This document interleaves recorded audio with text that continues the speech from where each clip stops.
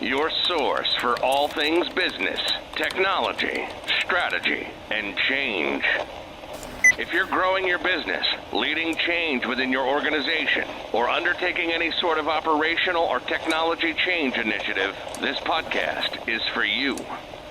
This show covers what you need to know about digital transformation, organizational change, operational improvement, and business growth.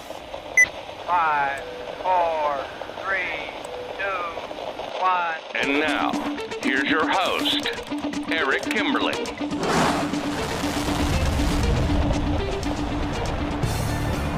Hello, welcome to Transformation Ground Control, episode number 76. My name is Eric Kimberling. I'm here with Kyler. Kyler, welcome to the show.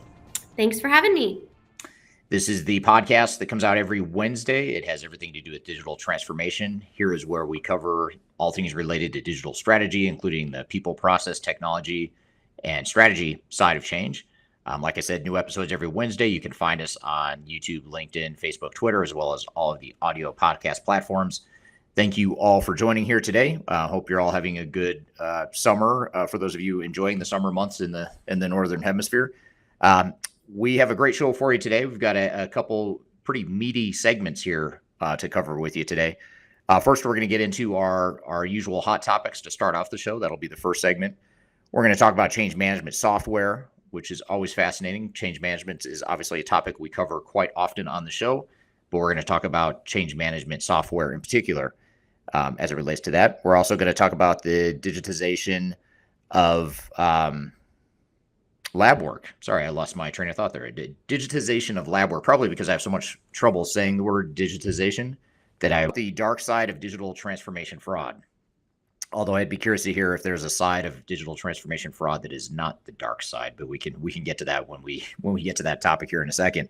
So those are the hot topics we'll cover here in the opening segment, and then we're also going to get into later in the show. Our first guest will be Ridwaan Bardien, who is our director of strategy and transformation at Third Stage Consulting Africa. So he's based out of South Africa and handles our Europe, Middle East, and Africa region, or he's one of the team members that handles that part of the world, or that part of the our client based in that part of the world. And he's going to be on the show again this week talking about the roles of CIOs, but more specifically, how to avoid failure, how to set CIOs up for success. Being a CIO is a very difficult role.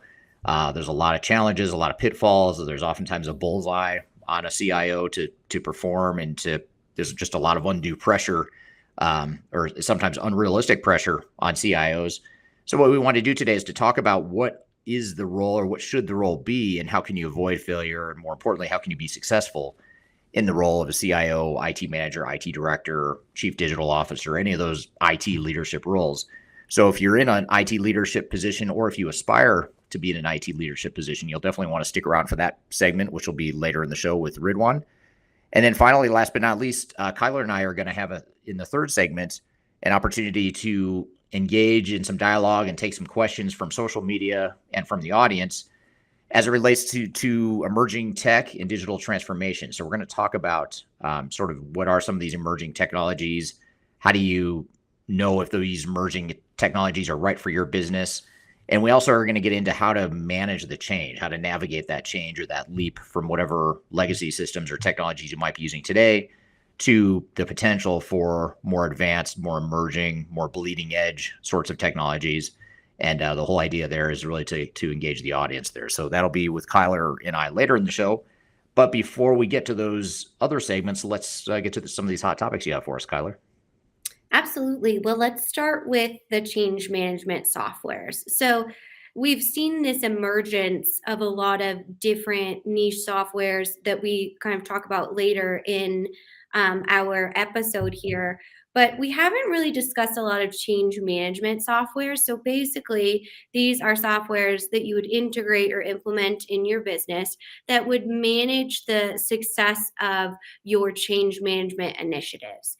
And to me, Eric, this overall process sounds pretty counterintuitive just because of the human aspect that's so involved in change management. So being a career change practitioner, I thought I'd just get your feedback on implementing a change management software and the balance between leveraging a very important technology, but also understanding the human component of change management. Yeah. First of all, if you don't mind me asking, do you know much about what this change management software does? Like what component of change management does it help manage or Yes. automate? Yes, great question. So the change management tools will help with things like employee engagement, IT service management, automations, training programs, and then monitoring any sort of disruptions or resistance in whatever project or initiative you're going through as an organization. Gotcha. Okay. So it's sort of it's not any sort of one type of technology. It's sort of a broad category of technologies that can help enable change management. Is that a fair summary of Yeah, what? I would say so. Some top 10 lists feature specific systems or tool sets, like for example, WhatFix, which is an employee onboarding and adopting to new software. It's a system that supports those initiatives.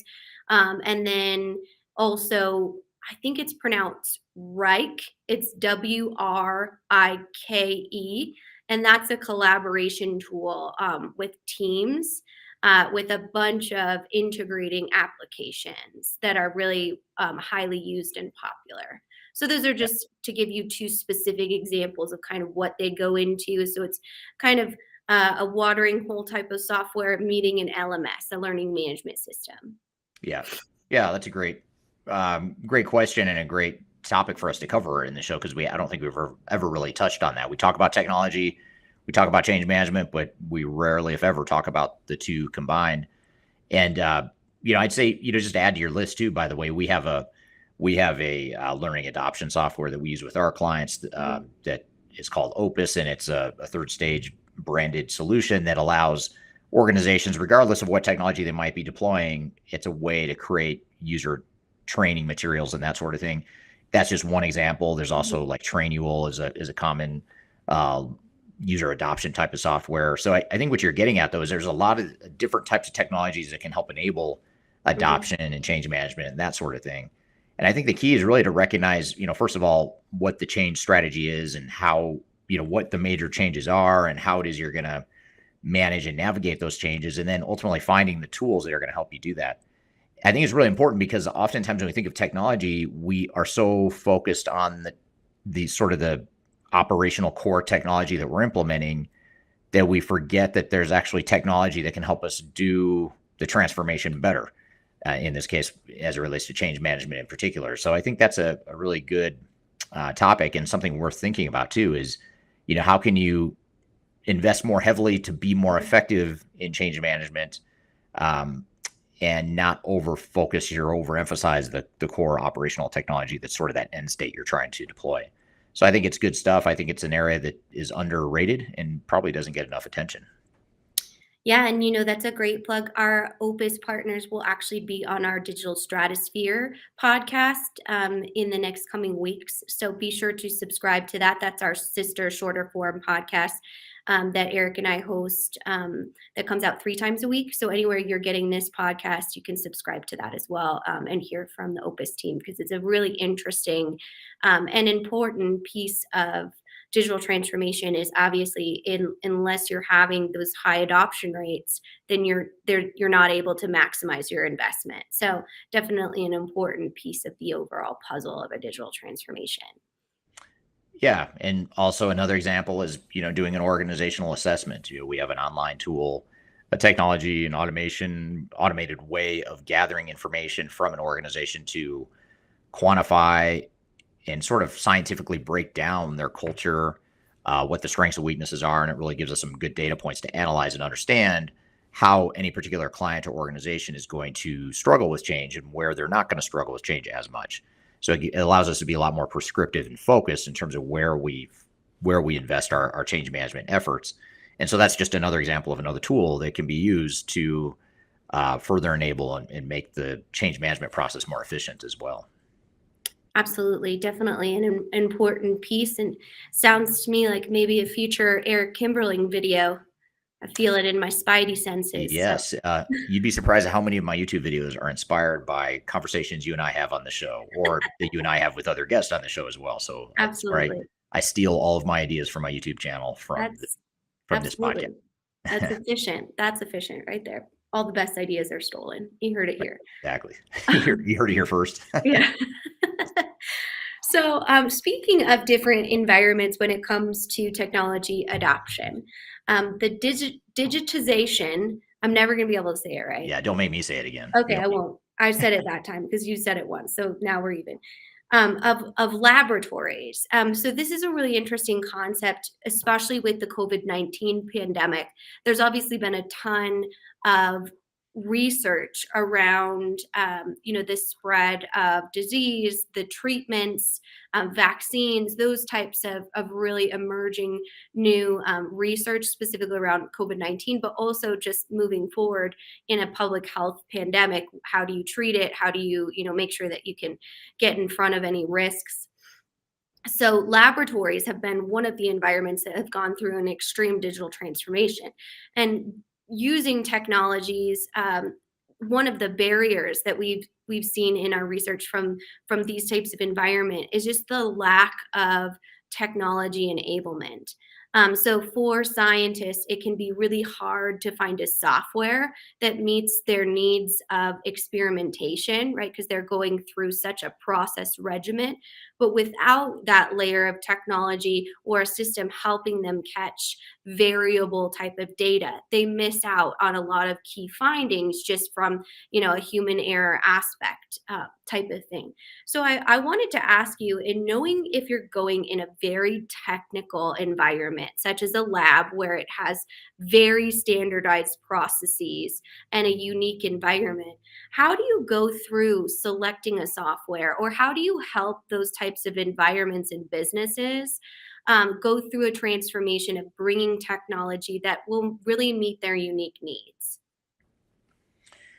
Yeah, and I think it's a good question. I think what you're also sort of touching on, maybe implied in your question, is how can you know what sorts of technology to look to help drive some of the improvements that you could be making. So in other words, even if you're part of a healthcare organization that isn't thinking about how to uncover the blind spots of human nature and human analysis and the limitations of the human brain and all that stuff, even if you're not thinking of that top of mind as something you could be doing, or it's not an immediate pain point, there are technologies out there, to your point, that can help enable that change, or that sort of quantum leap improvement to the way that we provide healthcare. Doesn't answer your question at all, but I'm sort of answering your question, Yeah, no, that's which I great. like to do. It's my way Yeah. of giving myself time to think about the real answer to your real question. Um, but I think the key is really to define that future state, and sort of walk that fine line of Mhm. defining what your business needs are first and foremost. I think you always start there, as far as what is it that we do today, where are the pain points and the breakdowns and the things we know we want to fix. What are the things that would be sort of those nice to haves, or things that we love to have based on what we know about our business. And then a third layer is sort of looking beyond what we think in our own minds, and just look at what other technologies are out there that we're not even thinking about, or other capabilities we're not even thinking about. And one of them might be what you're saying here, which is, if I'm a lab and I'm, given instructions to look at one potential problem like cholesterol level, or whatever it is you're instructed to measure. But at the same time, there's other data there that you could be analyzing, you don't want to overlook, even though that wasn't what the lab Mhm. technician was instructed to look at. Is there a technology that can help you identify that? So I think it's an example of how a lab could add additional value. It could be an area where insurers might like it, because it's going to presumably bring down insurance costs, because now you're going to catch presumably more issues sooner, rather than waiting until someone recognizes that there's a problem and then going to get some lab work to see if it really is a problem, or how big of a problem it is. So I can only imagine there's so many underlying ailments that so many people overlook that might get caught, or might get picked up in lab work. So I think that's a good example of something that's not like may not be an immediate thing we need to have, and it's not a pain point necessarily, but it's a way, if you're a healthcare provider, of how you might be able to provide sort of a quantum leap to get ahead of your competition, provide way better service and outcomes and patient results than what you might otherwise. And I think that's true for any organization, not just in healthcare as well. And what about organizational change in that environment? And this is a complete assumption, but I feel like academics often go right up with engineers in the challenge of going through something that's their art, right? Science, and specifically in laboratory science, there is a certain finesse to how you do experimentation. What are some tactics that organizations that might be in an academia setting can amplify to ensure that their change management can meet new technologies to hopefully find additional some of those low hanging fruits in the data that might not, again, like to your point of the cholesterol example, be their main objective? That's a good question, especially because in the fields you're talking about, engineering, healthcare, I'd say it's even true in our industry, in consulting as well.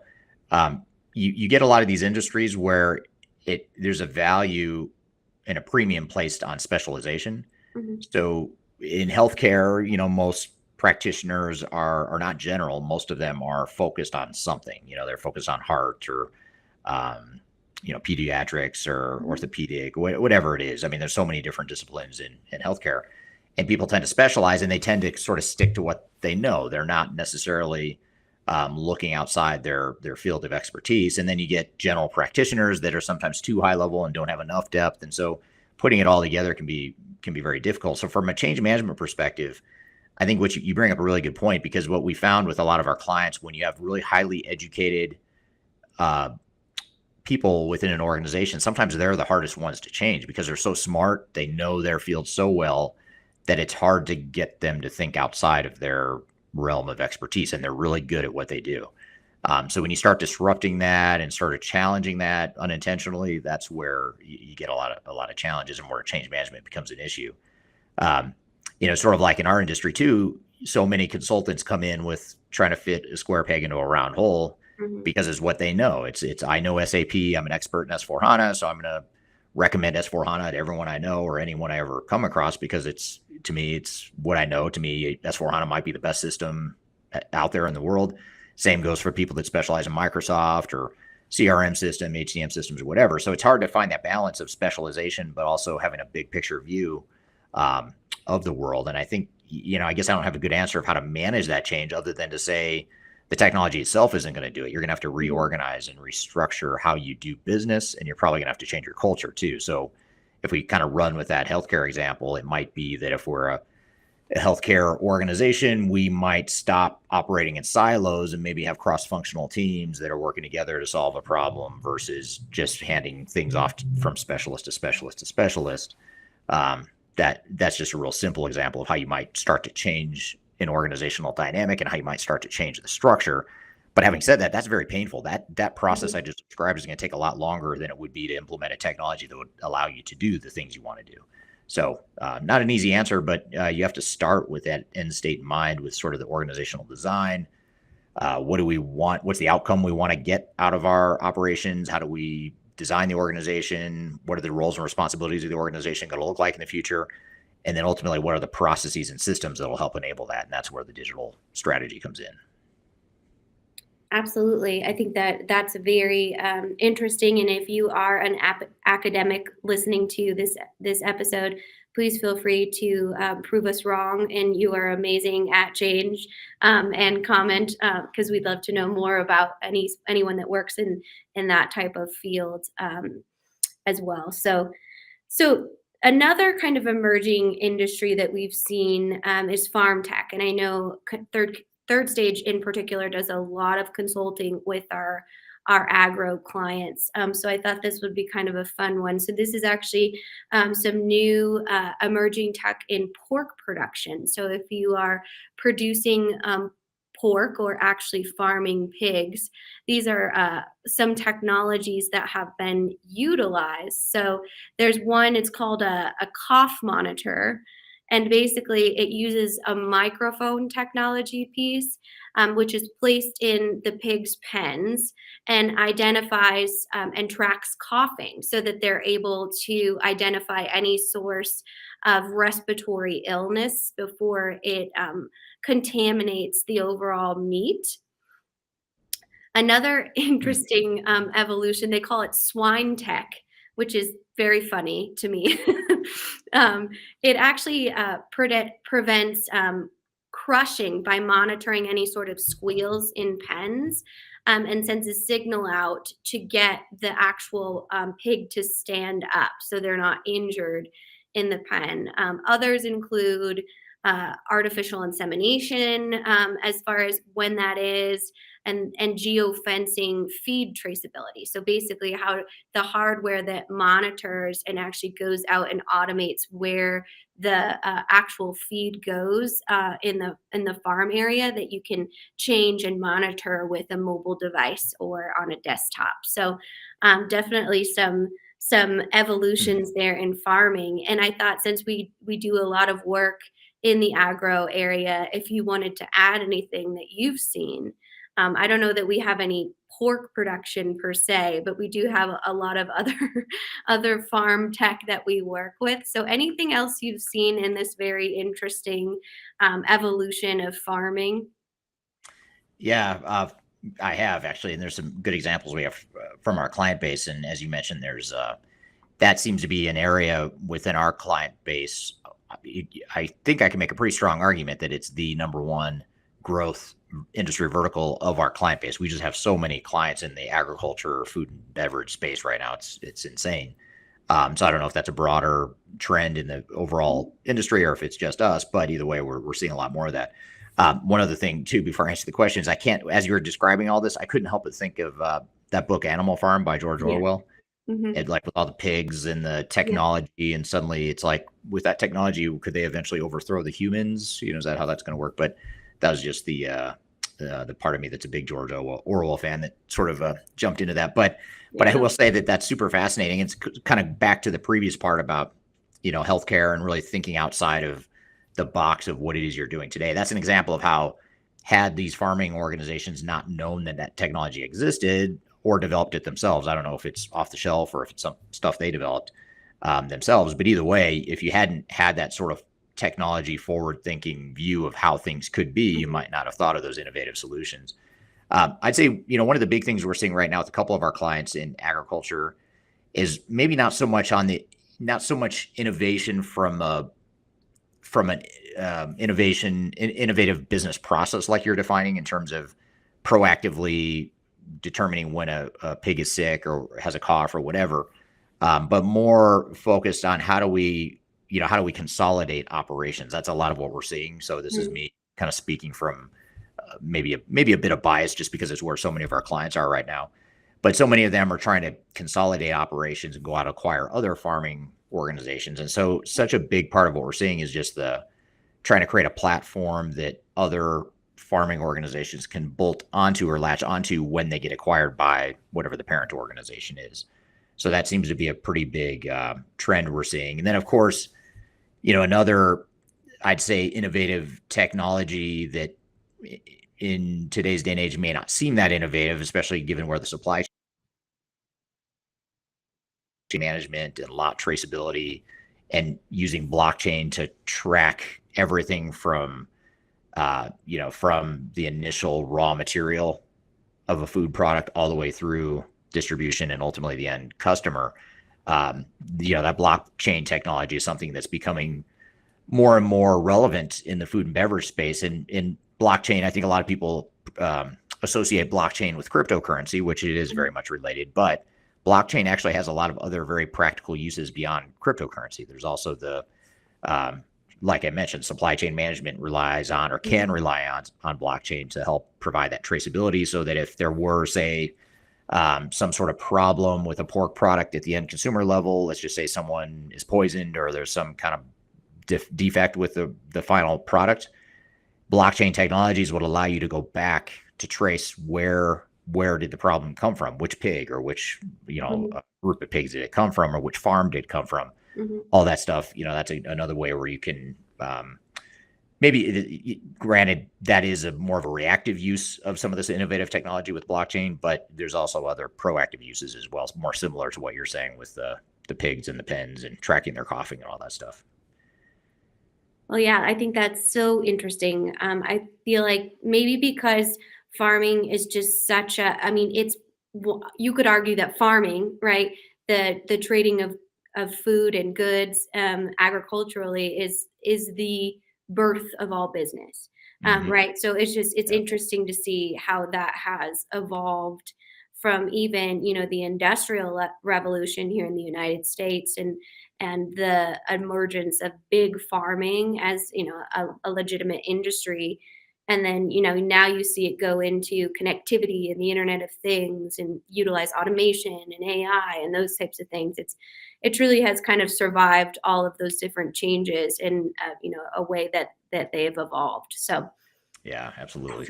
So interesting. But for our last hot topic today, the dark side of digital transformation and fraud. So the dark side of digital transformation is fraud. I see. What we meant by that. So just to give you a few statistics from a 2021 study done by the Federal Trade Commission here in the United States, there were over 2.8 million reports of fraud in 2021, and that was up 76% from 2020. So year over year, that's a pretty significant increase.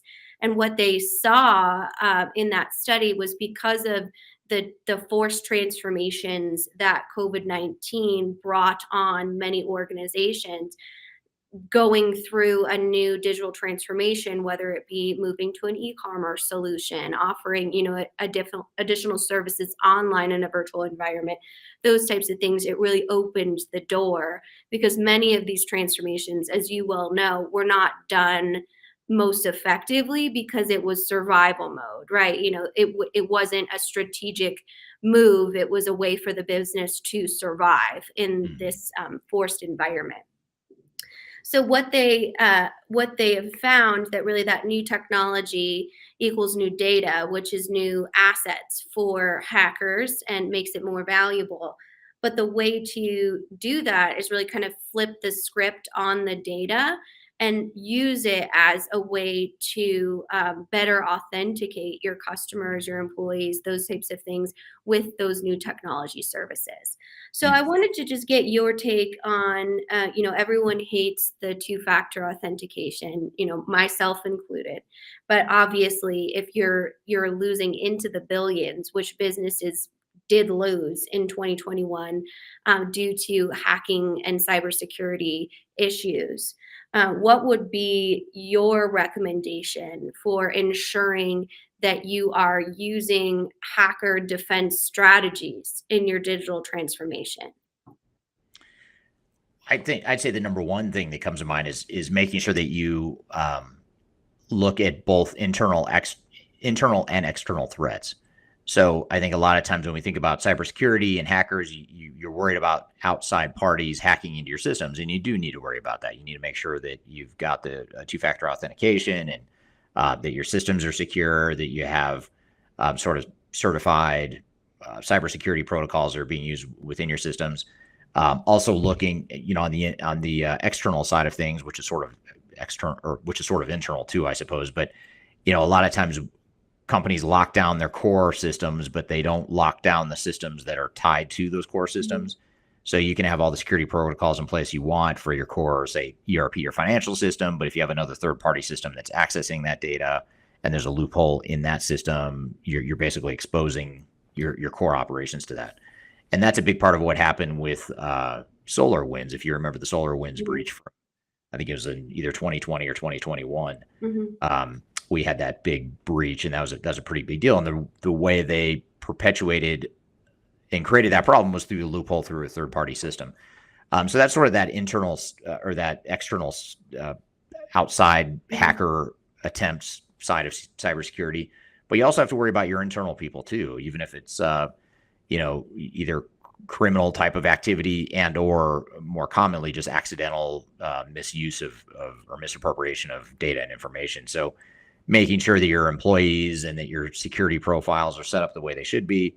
That is an area that oftentimes gets overlooked. People assume that their own people aren't going to create any sort of problems, but a lot of times that does happen, and it's unintentional, of course, in many cases. Sometimes it is intentional. I mean, we've had some expert witness cases where there's intentional use of loopholes and security settings and things of that nature to steal money from the companies. But for the most part, it's not. But either way, you have to address those internal and external factors for sure. Yeah, it reminds me of a news story I read maybe yesterday about an employee that got paid 300 times his salary on accident. Then he alerted his management and then disappeared. Wow.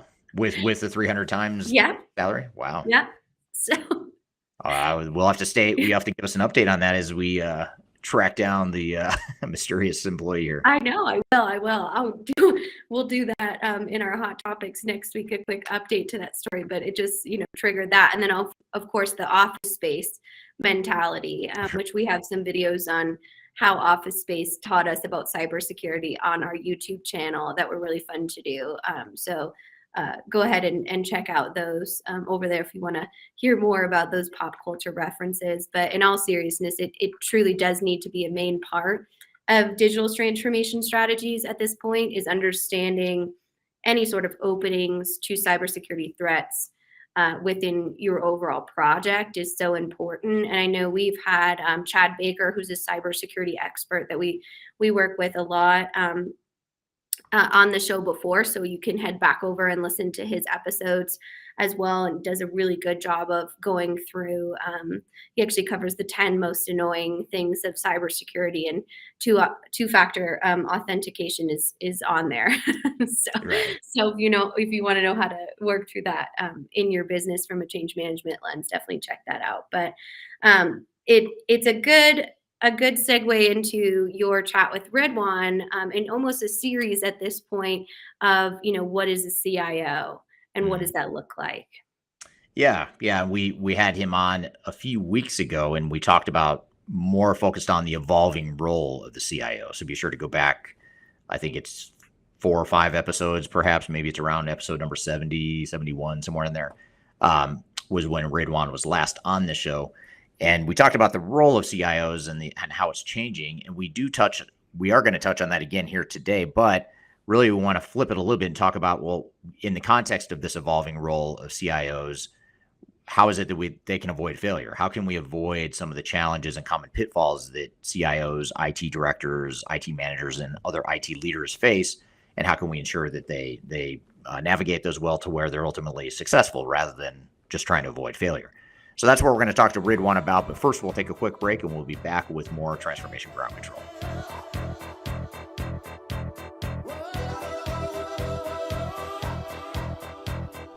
If you are aiming for transformation success, turn to Third Stage Consulting Group.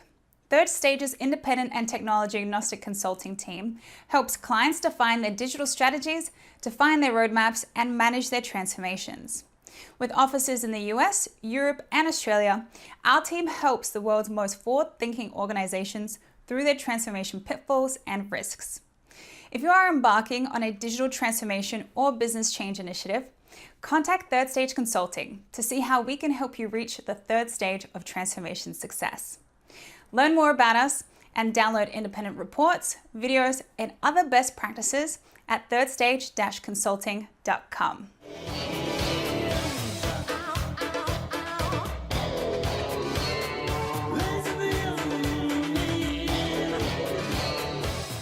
Hello, welcome back to Transformation Ground Control, episode number 76. My name is Eric Kimberling. I'm here with Kyler Cheatham. You can find new episodes every Wednesday on YouTube, LinkedIn, Facebook, Twitter, as well as all of the audio podcast platforms, including Google, Amazon, Spotify, etc. Our next guest is a returning guest who's been on a couple times in the past. It's Ridwaan Bardien from our director from our Third Stage Consulting Africa office. I think he's going to be more well-spoken than me today. I seem to be having a little trouble here. I'm really struggling to get through this introduction here, but this is going to be Ridwaan from our Third Stage Consulting Africa office. He is part of the team that manages all of our clients in Africa, as well as Europe and the Middle East. And what we wanted to talk about with him today was the evolving role of the CIO, but not just the evolving role, more importantly, how to avoid failure and how to be successful as a CIO or any sort of IT leader. So with all that being said, Ridwaan, welcome to the show. Thank you, Eric. And great to be back again. It feels like it was thanks. yesterday. Yeah, it was just a few short weeks ago that you were on the show, and so thanks for being back. In fact, we had such a good conversation, and there's so much we didn't cover in that conversation. We thought let's continue it and maybe put a little bit different spin on it here today. Before we jump into the questions, though, maybe just tell us a little bit about your background, both what you do now at Third Stage, but also what you did prior to joining Third Stage. Sure. Thanks, Eric. And thanks for having me once again. I actually quite enjoyed the last interaction, and I got some good feedback. So let's hope we can have the same kind of conversation today. So at Third Stage, I'm based in Johannesburg. As those of you in South Africa, that's why it's very, very cold here. It does get cold in Africa. It just doesn't snow, only in certain places. So as a director at Third Stage, I work with companies on their digital transformation projects. So anything from strategy all the way to software selection and business process re-engineering, as well as, which is very, very important and always overlooked, is change management. So prior to joining Third Stage, I was an executive partner at Gartner for about 5 years. And in there, at any point in time, you have a portfolio of about 30 CIOs, C-level executives or CDOs. And part of that role was also a bit of coaching and mentoring. But also prior to that, I also held about two roles as a chief information officer. So I bring the theory, and I also bring the practical aspects of it.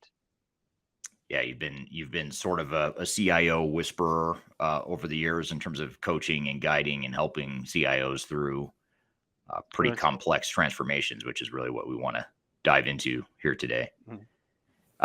Good. Well, that's great to hear. And just to spotlight our audience here before I jump into the questions, thank you, Diane, on LinkedIn, joining from South Africa as well. Gasper LaRocca on LinkedIn, joining from Baltimore. We have someone joining, Ursula joining from London, Audra from Atlanta, Don from Tampa. Thanks for being here. Sam Graham from Spain. Thank you for being here again today, Sam. And just a general comment before we get started. And this is actually an interesting thing to keep in the back of our minds as we're talking here today, Ridwaan. And this is, I like the topic for today. I've been looking into becoming something like a CIO, CTO, or something similar. So learning a lot from these discussions. And that's really what we hope we'll discuss with you here today, is just what does it take to be successful? What are some of the pitfalls and challenges and lessons learned? And how can we really set you all up for success, whether you're a CIO now or whether you're aspiring to be one, if you're a consultant and you work with CIOs, or if you're just generally trying to understand how CIOs fit into the greater scheme of things. That's really what we want to dive into here today. I guess just to get started, though, just to set the context or the backdrop for the discussion, maybe just tell us a little bit about what are the general responsibilities of a CIO. And when I say CIO, by the way, I'm going to kind of use that interchangeably to include chief digital officer, IT manager, IT director, or just sort of the IT leader within an organization. So what exactly does that CIO role do typically in an organization?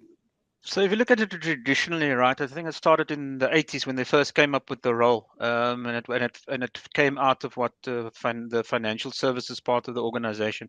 So it's literally looking after information, things like that. And interestingly enough, you still find that CIOs are reporting to CFOs. So I'm a little wary of putting everybody in the same box. So, but I get what you're saying. Like, what do they actually look after? So, the short answer would be, it's the information technology portion of the business, right? So it's the traditional stuff. It's the infrastructure, the networks, the vendor management, the ERP system. But we have seen that is no longer, if I can use the word, good enough for organizations, because you have to be competitive. And in today's world, to be competitive, we find that's where the CDO role has come about, is that it's now chasing revenue, looking at different business models, still using technology, but your focus is not so much about uptime and things like that. So, but I find that generally, and at Gartner, I work globally, so it is a global perspective that I'm giving. I still find that a lot of CIOs are still stuck in the back office and seen in that role. I find that a lot of that's still happening. Just as a matter of interest, with shadow IT, for those who don't know, is when a business goes off and does its own thing. And I remember as a CIO allowing that to happen. And when I was at Gartner, we also had research that said allow that to happen, because that's the other thing that's starting to impact on CIOs. Is that role is now coming more and more into the spotlight. So yes, even though I say that's what your portfolio is, be aware that it's already started, that should no longer be your portfolio, depending where you are, in which organization you're in, if that Right. makes sense. Yeah. Well, it seems like that there's really, in my mind, there's two major buckets of functions or responsibility that a CIO has. You have the stuff you're talking about, which is sort of the back office systems focus, keep the lights on, keep things running, maintain the systems, fix them when they break, sort of that maintenance focused support and maintenance focused side of the equation. But then the other side of the equation is the more strategic or proactive side of things, which is how do you continuously improve your business and ensure that you're leveraging new technologies where appropriate and getting ahead of just fixing and breaking or fixing stuff that's Correct. broken, but really more strategically deploying new technologies throughout an organization. So it seems like there's two sort of very different areas of focus that a CIO typically is responsible for. So what do you think the most important skills are given this backdrop? And we'll talk more about how the role's changing and how the skill sets required are changing. But what are the Yeah. major skills that a CIO typically needs to be successful in that role? So if I look at the CIO and the CDO role, you'll find that they are a lot more politically savvy. So they and it's interesting if you think about it. I remember when I had went for my first CIO interview, MBA wasn't a thing that was needed, but today Right. that's a requirement, right? And did nobody sit up and take notice and say, but why are they asking these technical people to have MBAs? So the shift already happened. That happened years ago. So I find that those who are like get better at this or surviving longer and sort of had because as we see 10 with CIOs, 10 years are very, very short. There used to be a time when the acronym stood for career is over.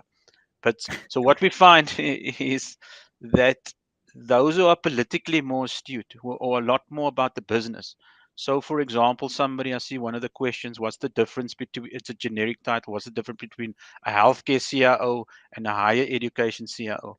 If you put them somewhere and you were interviewing them, they must sound like they a business person from healthcare and talk about healthcare.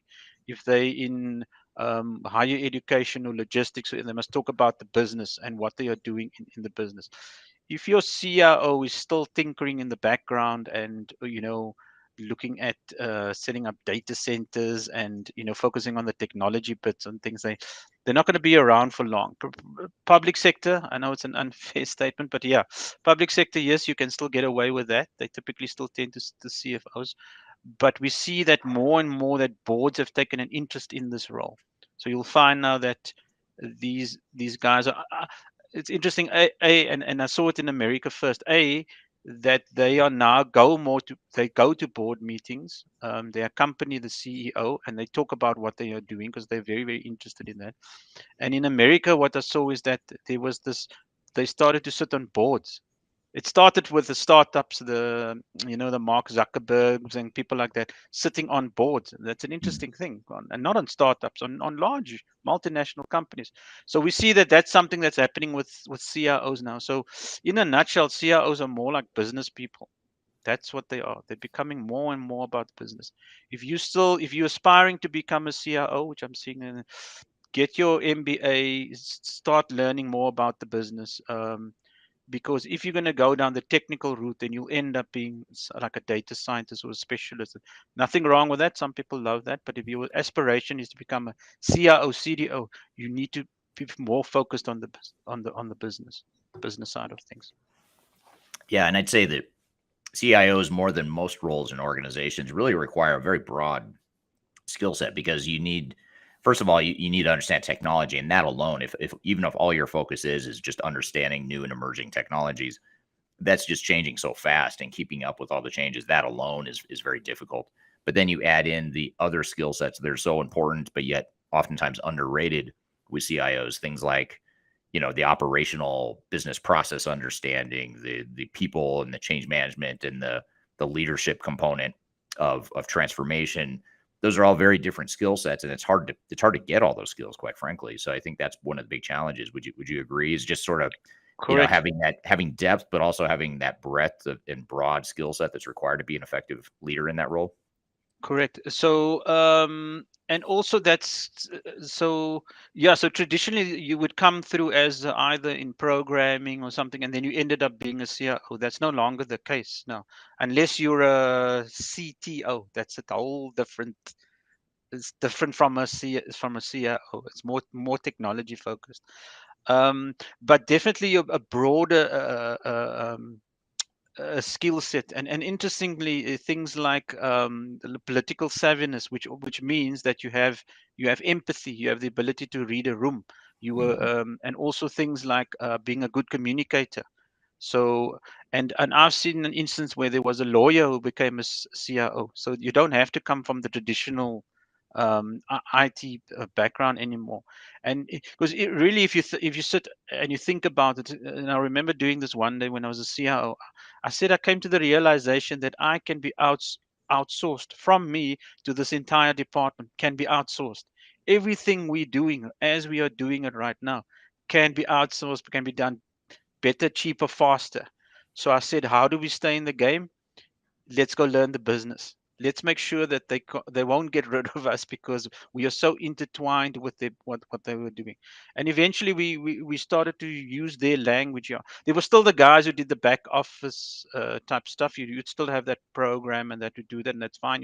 You need them, but we made sure that we were starting to understand the business more, and then proposing solutions to them, and then saying, here's the technology that will help you achieve what you Right. need.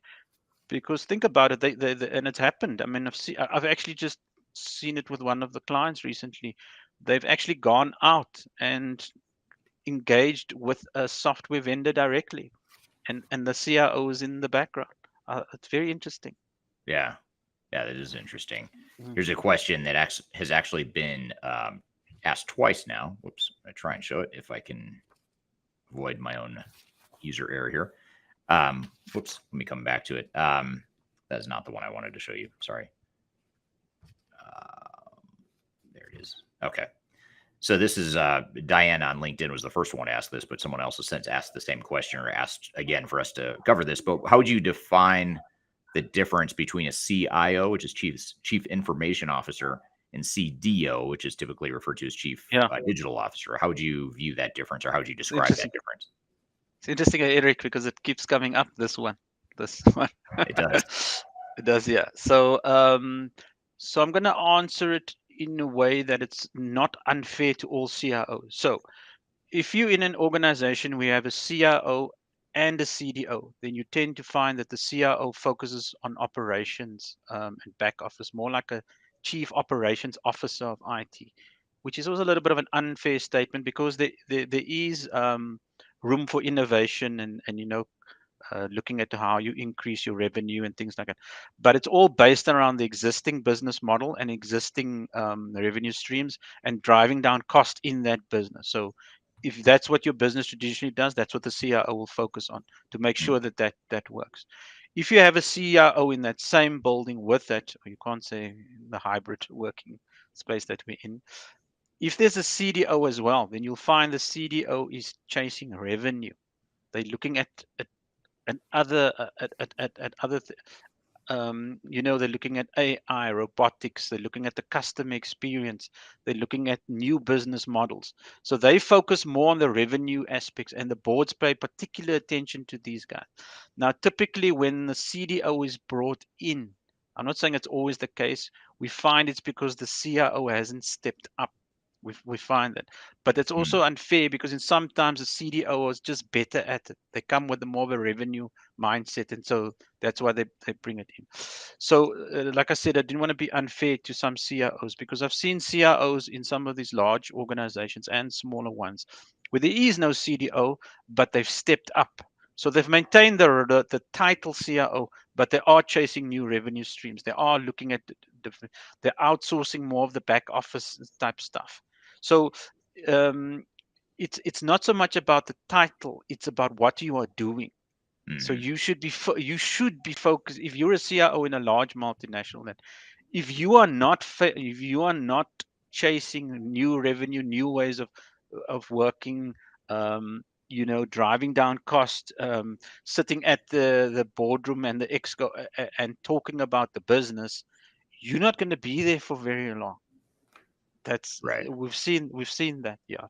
To come to the title, what will get you fired? That will get you fired. Right. Well, and one of the other roles or titles that it may seem like we're slicing hairs a little bit, but it's important to think this through in terms of the differences between CIO, Chief Digital Officer, but also there's you mentioned CTO, which is generally Chief Technology Officer, Technology. but there's also another CTO role, which is Chief Transformation Officer, which we're seeing that more and more. It's not extremely common, but we do have a subset of our clients where they have a designated or a dedicated Chief Technology Officer, or Chief Transformation Officer role. Well, how is that different, or is that something you've seen as well? It's not common in Africa. We've not seen that, but I would assume it sounds almost like a CDO type role. That's what it sounds like. Yeah, I'm assuming it's nothing to do with organizational change management. I would assume it's more like a CDO role. Yeah. Yeah, and I think it's actually, in my opinion, it's sort of adding another layer of responsibility to what, in theory, should really be part of the CIO's role, which is leading change. So if you have Chief Transformation Officer, oftentimes that's the person that's sort of like the program manager. They're the leader of the transformation initiative. So if you have a large multi-year transformation initiative, some organizations will have a Chief Transformation Officer. Maybe not as common in Africa where you're at, but we've seen it certainly in the Americas and Europe. We've seen some clients that have that. It's not, like I said, it's not that common, but it is something we're seeing more of now than we did, 5 or 10 years ago. Interesting. We've not seen that here yet. Well, I haven't seen that. We're here with Ridwaan from Third Stage Consulting Africa talking about how to avoid failure and how to be successful as an IT leader. We're going to continue the conversation when we return with more Transformation Ground Control.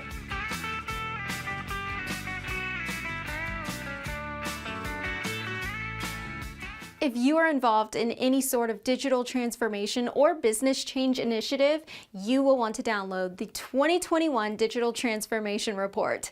With its comprehensive overview of business and technology trends and best practices, this report is a must-have guide for any transformation project or executive team. Download this free report by visiting Third Stage Consulting at thirdstage-consulting.com.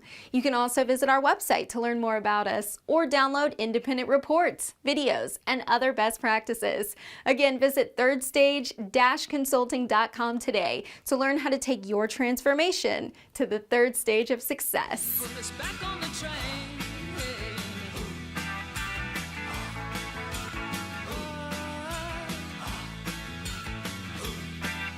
Hello, welcome back to Transformation Ground Control, episode number 76. We're here with Ridwaan from Third Stage Consulting Africa talking about CIOs and IT leaders and how they can avoid failure and ultimately become successful.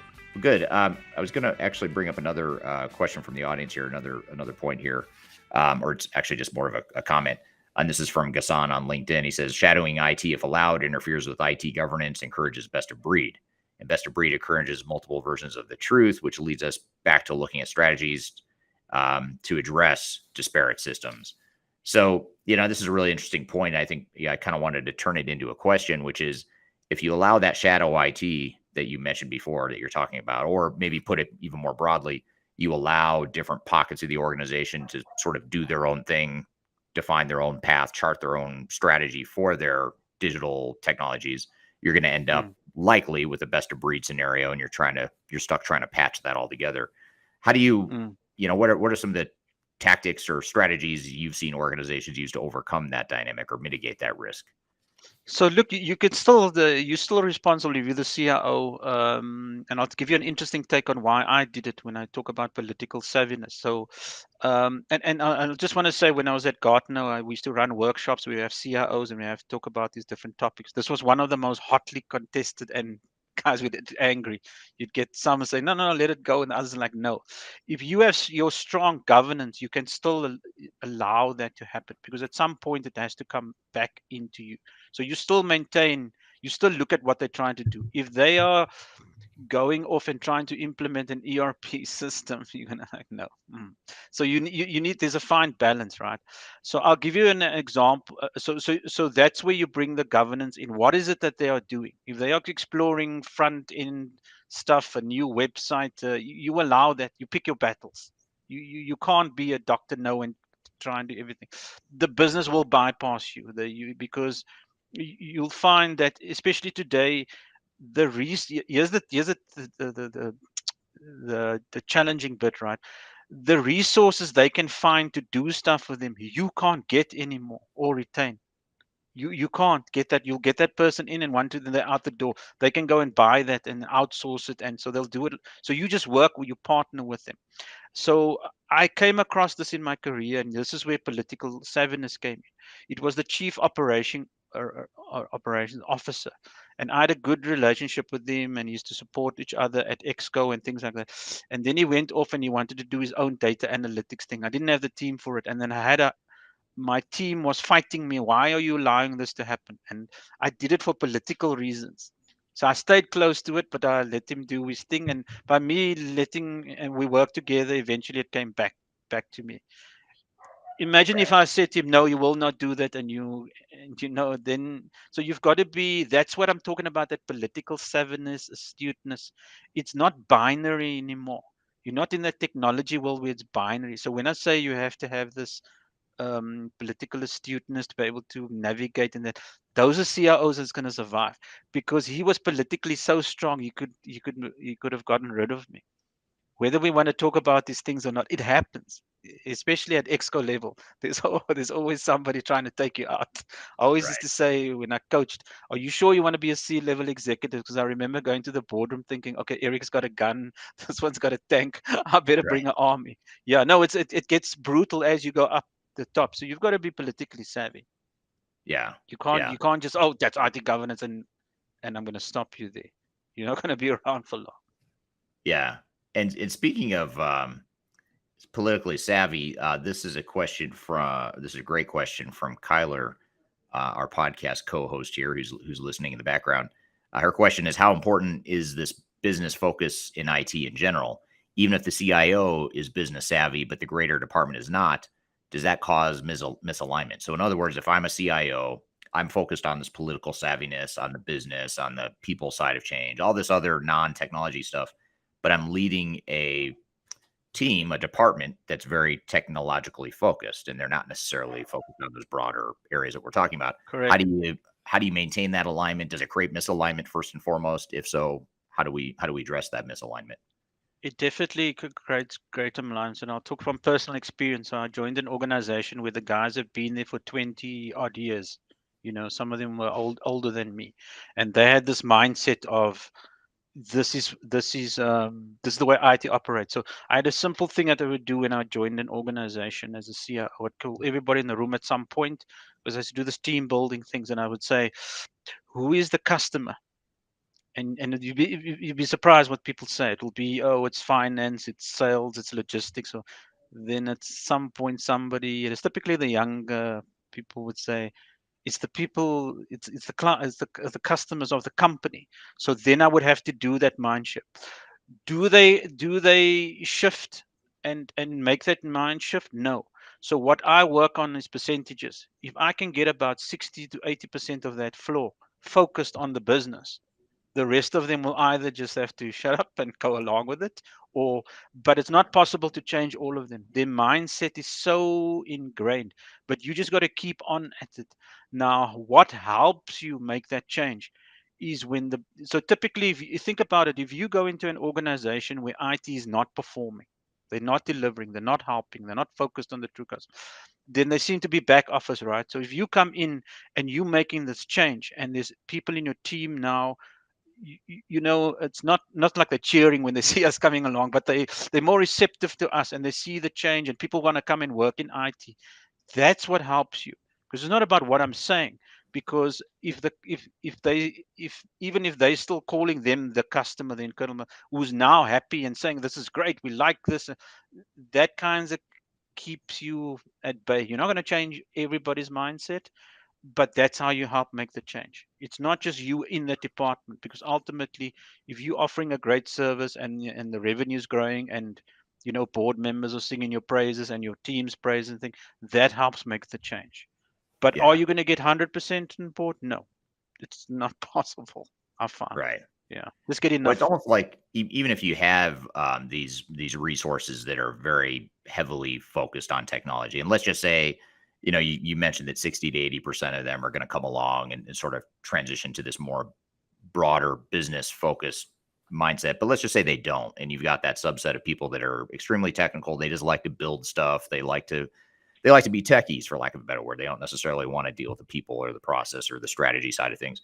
Your job as a CIO in that situation, in my opinion, is oftentimes to be sort of a business analyst or a business architect, someone that can take the business needs and objectives and translate that into something that's more technical, but aligns with what the overarching goals and strategies of the organization are. Correct. So if you can do Correct. that well, then it's probably okay if you have a subset of people that are just technically focused, but it just puts more pressure on you as a leader to be able to do that translation and that interpretation of what the business needs are into the technical Correct. needs. Because you still need them. It's not that you don't need them, right? But they tend to be. But definitely my leadership, my business analyst, I would walk my floor sometimes, and I would say, why are these business analysts sitting on my floor? They shouldn't be here. They should be out there, Right. unless you're typing up some requirements or something. So it's that subset, you know, your leadership team, and that when they're out there, they must be focused on the business. If there's someone at the back who likes there to do reports and things like that, there's nothing wrong with that. There's nothing, but they can't be front facing. It's not Right. going to work. It's not going to work. Yeah.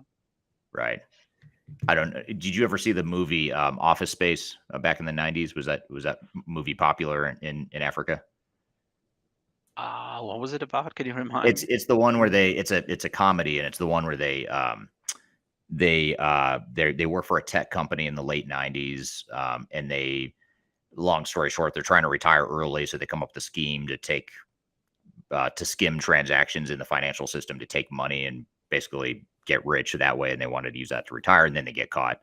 So it's just a whole Okay. story, but it's more than that. It's a story I about the remember. internal office politics and things of that nature. And there's a character in it, Jennifer Aniston from the show Friends. She's in the movie. She's probably the best known actress in the show or in the movie. But in the movie, there's a character, I forgot his name, but he's like the translator from what the customer wants to what the engineering group has to do.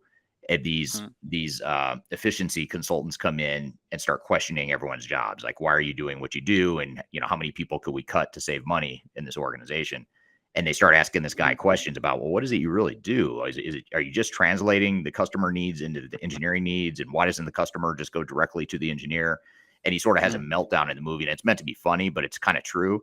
He has a meltdown because he says, you know, I'm good with people, and I understand people, and that's my role, and that's my value.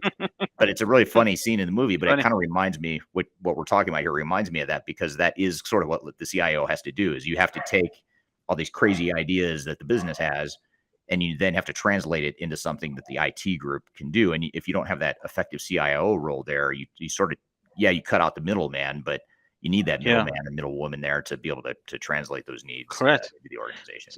So here's what's interesting in how you put that. You said it's as the CIO, you have to translate what the business wants and then make it happen. Here's what's interesting to bring us back to the topic of what's going to get you fired. It's flipped now. You have to tell the business. Right. You have to make sure your army is going to follow you to go and do what you need to do. So it is a bit of a balancing. It's a little bit of Great both. point. Yeah, there's always they come and they'll tell you this is our strategy, things like that. But you'll find that a lot more now CIOs will be leading.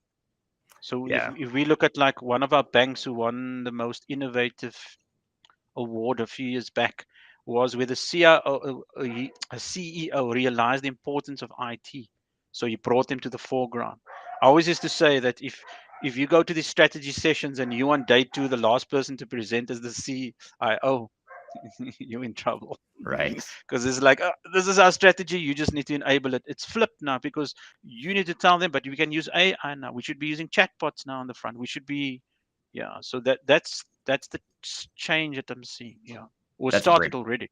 That's a great point. It's sort of you're right. It's a back and forth. It's a balancing act. You have business needs that are known by the organization that you have to translate into technical needs. But then there's emerging technologies, newer technologies that the business may not even know about or realize could help Correct. improve their business. So you have to know the business well enough and follow the business well enough to also be able to lead the business to say, you could use robotic process automation or human capital management software, whatever the needs are. There's all these different technologies out there you could be deploying. So that's more the technical piece, being able to recognize where the technology could best fit within the business and within Fit the in that, organization. yeah. So it's also a difficult role. I'm just thinking now because a lot of it is about shifting mindsets. So I coined this. I mean, I didn't coin the term. Gartner coined the term, and I used it. Said I was a digital evangelist. So you almost have to go out and hammer at the board level, at the, even within your own team, to make the shift to digital. Digital Right. doesn't just happen because you've got a great digital strategy. It happens because people want to make that change. It's a huge part of that change that you have to do. So I think the role is becoming even more difficult now, Yeah, actually, if you I think agree. about it. There's just a lot of stuff you need to know and be good at to be effective in that Mm. role. Um, Here's another question, and maybe it's or a comment that I'll turn into a question here. This is from Cosmos on LinkedIn, and Cosmos says, "I got confused when the company I used to work for hired a CIO, and they have a VP of IT report to him. He wondered what each would be doing." Um, so I guess maybe I'll just broaden that question a bit and say, you've got VP of IT, you have IT manager, IT director, CIO, chief digital officer, chief technology officer, chief transformation officer. You have all these different technical roles. I mean, do you have any advice on how to make sense of it all? I mean, every organization is different, which you already mentioned, and every organization might define these roles differently. But how do you Mm. navigate the complexities of just the organization, the IT organization in general? So it's interesting. I was talking to somebody that I hadn't worked with in years, and he said he phoned me about something, and he was talking. He said he watched our last live stream, and he said I liked what you said. And there was, he said, you said, I think I said one of my pet peeves is the title. So I think it's important to not let the title hold you back. And I think it's got to the point now where people are even making fun of it, right? They've come up with chief something this or chief, yeah. So I think it's important to not let the title hold you back. You've got to understand, okay, this is why I'm here and this is my role. But I think we mustn't get so caught up in it. And I'll tell you why, because we're in a state of flux. Because years ago, the CDO role came out, and I said, no, it's not going to work. And I was even arguing with Gartner at the time. I wasn't working with them. And I said it's because the CIO owns the army. He owns the IT department. So you bring this poor CDO and make all these changes, and the guy can just go like, no, it's not going to happen. But that's changed, right? Because now the CDO can say, okay, it's fine. I don't need you. You can go to the market. You can whatever you can. He's got access to global resources, so it's flipped. So I think we must be careful that we don't get too caught up. So if you think about it, what stayed consistent, it's COO, which is, I'll come to that one actually if we've got time to come. It's interesting. The COO role, CFO, CEO role has kind of remained, if you think about it, almost the same.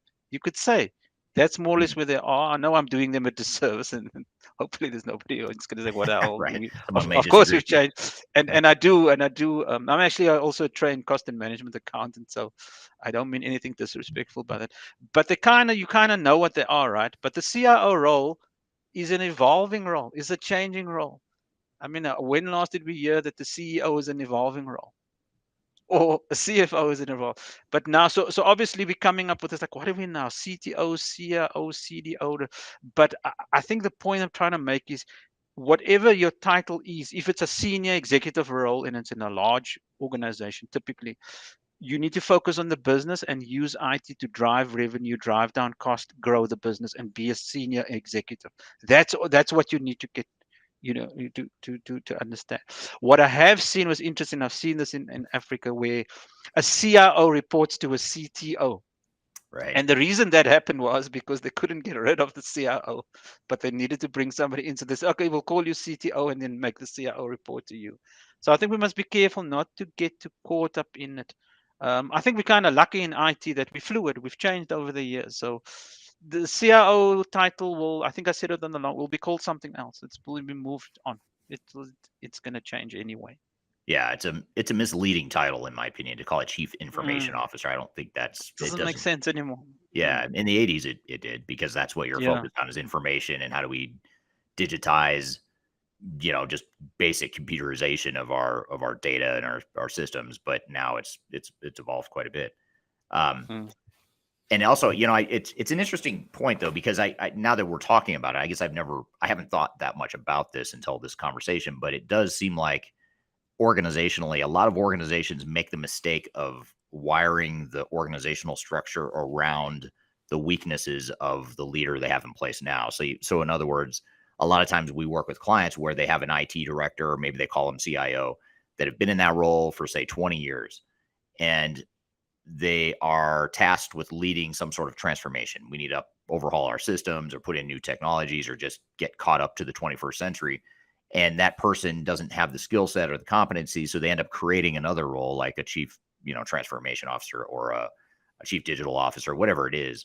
And it's almost like there's a fine line between augmenting the skill sets you don't have versus a key leadership role like that, where the person in the leadership role doesn't have the right skill set. So you end up creating another leadership role, which will inevitably over time get sucked into the status quo, because that person that had been there for 20 years in the CIO role is probably going to revert back to what they know best and back to their comfort zone. So you have to sort of rethink, do you have the right person in that role to begin with? Do you maybe need to put in someone over that person that used to be an effective CIO, but now that the role has evolved, that person hasn't been able to keep up? Maybe you need someone over them that sort of provides that. And that's obviously a very messy, correct, organizational dynamic, but it seems like more organizations need to be a little more strategic rather than just throwing a Band-Aid on the problem. Correct. So along those lines then, speaking of CIOs and, developing the skill set you need to be more effective in the 2020s versus what it took in the 1980s or 1990s when the role was first emerging.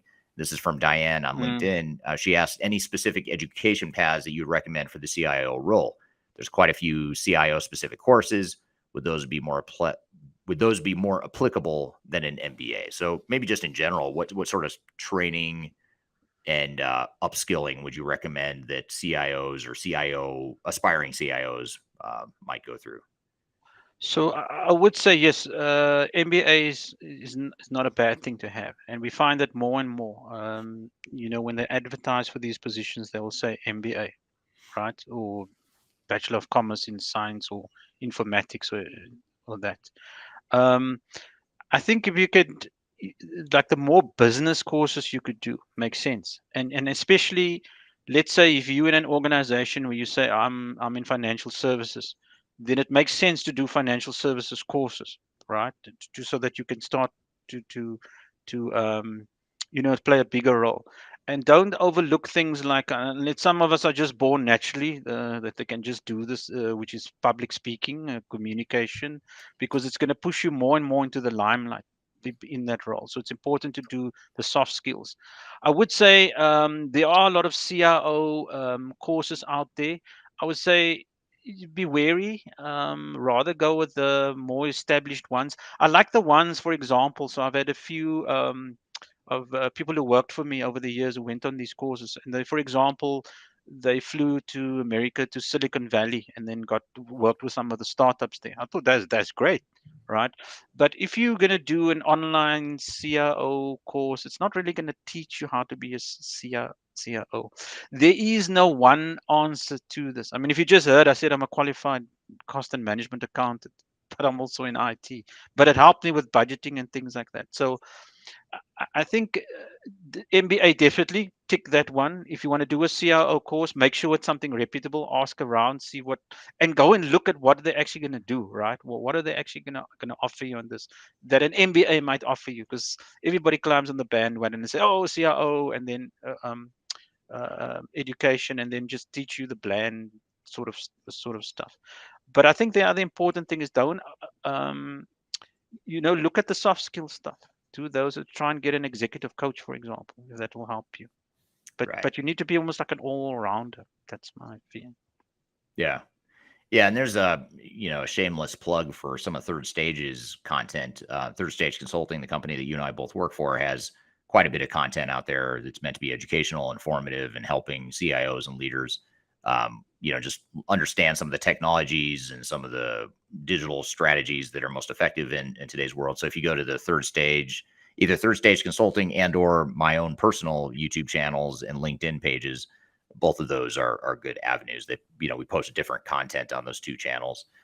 So I'd recommend checking out both my personal LinkedIn and YouTube, as well as the Third Stage Consulting LinkedIn and YouTube channels too, because we're always putting stuff out there. Every day we put new content out, or most days of the week there's new content being put out there. We're here with Ridwaan from Third Stage Consulting Africa, talking about how to avoid failure and how to be successful as an IT leader. We're going to continue the conversation when we return with more Transformation Ground Control.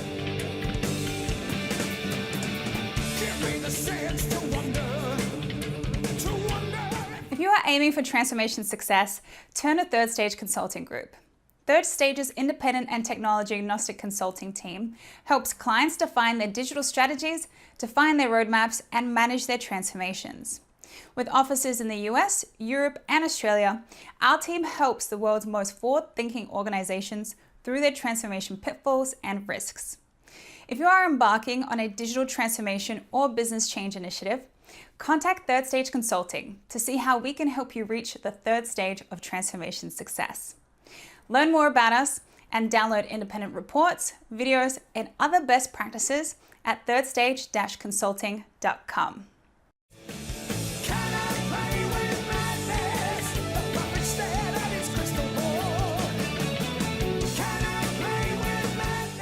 Hello, welcome back to Transformation Ground Control, episode number 76. We're here with Ridwaan from Third Stage Consulting Africa, talking about CIOs and IT leaders and how they can avoid failure and ultimately become successful. I was going to ask you, I wanted to bring up another comment from Kyler, because she's trying to stir the pot here. She's behind the scenes. We can't see her, but here she is. She's kind of throwing grenades at us here as we're in the live stream, which I like. She's saying, so what Kyler's saying is, maybe this is an unpopular opinion, but when it comes to flexibility and overall ability to change, I'd say CIOs are one of the leadership positions that are least likely to have any appetite for change. And boom, she just threw it out there just like that. So what are your thoughts? Do you agree? Do you disagree? And why? I say it's because, like I always say, we can't brand everybody the same, right? So you can put and I worked with like 30 CIOs at any point in time, or run workshops with 20 or 30 CIOs in the room. So yes, you might have the title, but don't forget you're also dealing with the human being. So some of us are more prone to change. So I don't think it's got anything to do with the title, that the fact that you're a CIO and that you're not willing to change. It depends on the individual. It depends where you are if you've been a CIO at the same company for 20 odd years, which we have seen, I've seen CIOs retire from the same way, they're less likely to change. But if I show you a 30-something chief digital officer, very likely to change. So boom, back at you, kind of. Right. Throws another one. Right. Well, here's another bombshell while we're on the thread here, and this is from Sam on LinkedIn. I really like this question as well, and it's sort of taking a dig at executive teams throughout the world. So I'd be curious to get the audience's perspective on this too, but I'll ask you first, Ridwaan. Is there a problem when CXOs who can build a spreadsheet think they know more than the CIO, CDO, or CTO? which I think is a super funny question, but yet very relevant, very true. You get, It's a people. funny. So I would have come across this kind of a problem. I was never CEO of a smaller organization, but coming through the ranks as a support person, or what they used to call us, if you remember, system administrators, or Yeah. and then we became like IT managers. Yes, then I would deal with those kind of individuals. So that was many years ago. But once you start working for the bigger organizations, and I didn't come across that. So it'd be interesting what the audience say. What I did come across, what I used to call the brother-in-law syndrome. So you would be at the office, and then your CEO would come and call you to his office to talk to you about some new thing that his brother-in-law, when they were when they were playing golf, he told him about. Did you Right. hear about this thing called chatbots? And like, why are you guys not doing it? And then that's what I used to call brother-in-law syndrome. But I think this is something different, right? So basically, you're saying you've, and it's interesting because let's be honest, if you're a CIO that's been in the game for a long time, you are faced with a workforce, because I think we've got something like 3 different generations in the workplace now. You are faced with younger people there. They might be more technology savvy than you. It is. So what do you have to back yourself up is your leadership skills, your experience. So that's how you bat that back. But I've never had that where a CEO said, I'm good at a spreadsheet, so I know more than you. I'd like Right. to hear what the audience says. I've never come across that Right. as a Yeah. CIO. And No. I think it's, it's maybe a way to broaden that question or statement is just a, lack of understanding of technologies and what modern technologies can do beyond what a spreadsheet can do. And how do you, when an executive thinks they've got the answers, they think they have it figured out, but they don't fully understand the technology. Mm. Maybe that's the broader question there. I don't know if And that that's a matter again of is more. education. Yeah, sorry, but again, that's more of a personality thing, isn't it? I mean, it doesn't Yeah. matter. And I can tell you now, that guy is telling his CFO he knows more than the CFO, and he's telling his whoever, I know more than you, and he's telling, yeah. Right. Right. And here's, Oh. you have at least one person on the line that agrees with the comment you made earlier, Ridwaan, and this is from Donald on LinkedIn. He says, "You don't know the craziness I see from the executive level in the government."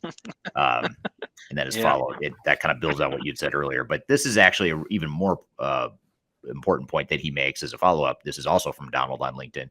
He says they think IT is only help desk, and I think that's a difficult mindset shift, not just for IT leaders, but also for organizations in general, is to view Mm. IT not as a help desk, not as just a support function, but more of a strategic enabler of the organization. How do you, I know it's a Yeah. big question, but how do you recommend organizations navigate that So challenge?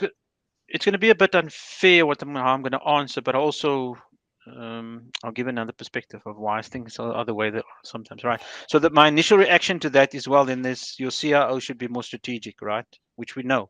If you're in a multinational, let's think about it. Let's choose one of the big multinational, and they think IT is only help desk.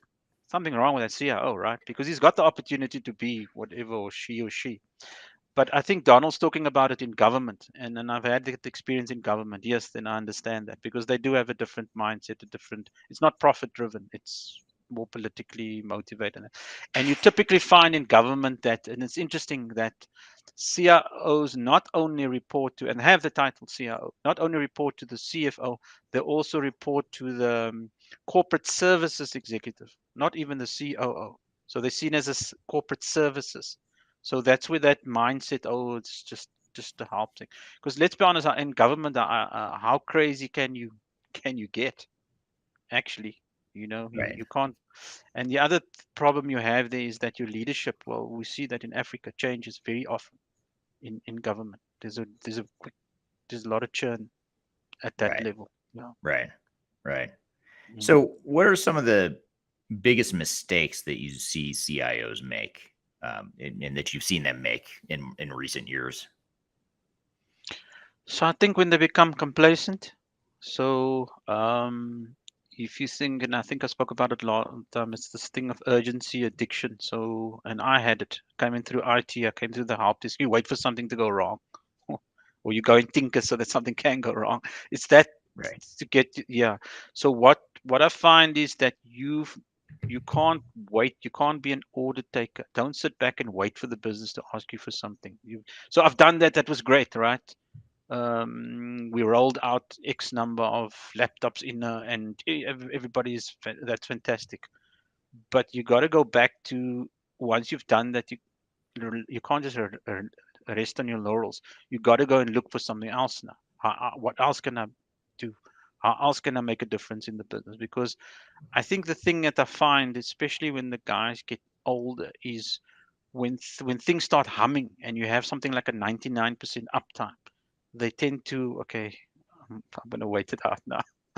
I'm chilling, I think that's the mistake that I see. I think those days are gone. You can sit back and wait for your retirement. You're going to be taken out. I think Right. that's, yeah, they need to now keep up on their game all the Right. time. I think that's important. Right. Right. Um, what about making sure that they have buy-in into their changes and into the transformations? What are some of the tactics or strategies that CIOs can use to ensure that they have that level of buy-in as they lead change in their organizations? To get the buy-in. So the important thing is what we call business value of IT, right? So everything that you're talking, everything that you're presenting, even when you're presenting a budget of why you're doing something, your output is always focused on what they're trying to achieve as an organization. So it's important that when you're sitting, and I'm guilty of it when I started out as a CIO, I used to sit in the exec, and when the CIO used to start talking, I used to switch off. It's like I'll wait for my turn. But those days are gone. So you got to listen to what everything is happening around you all the time.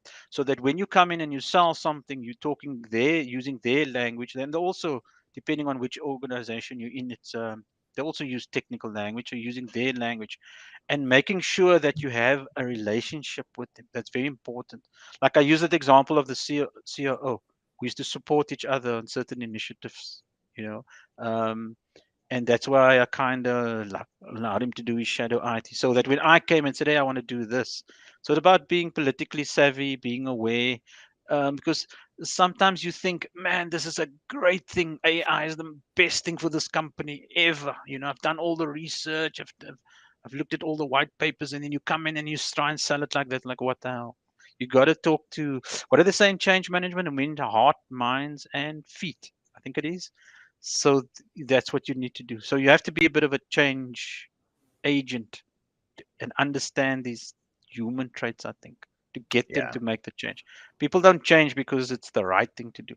People Right. change because they feel passionate about it, or they want to make the change. If that makes sense. Right. Yeah, absolutely. Mhm. Here's a comment from LinkedIn. Being purely reactive has come and gone. You have to focus on how to be proactive and only be reactive on those edge cases. Um, 100%. that Yeah. makes a lot of sense given everything we're talking about how the role has evolved since the Mm. 1980s. That's definitely true here today. Yeah. So I guess just to one more question, then I'll have sort of a capstone question to come to follow up on.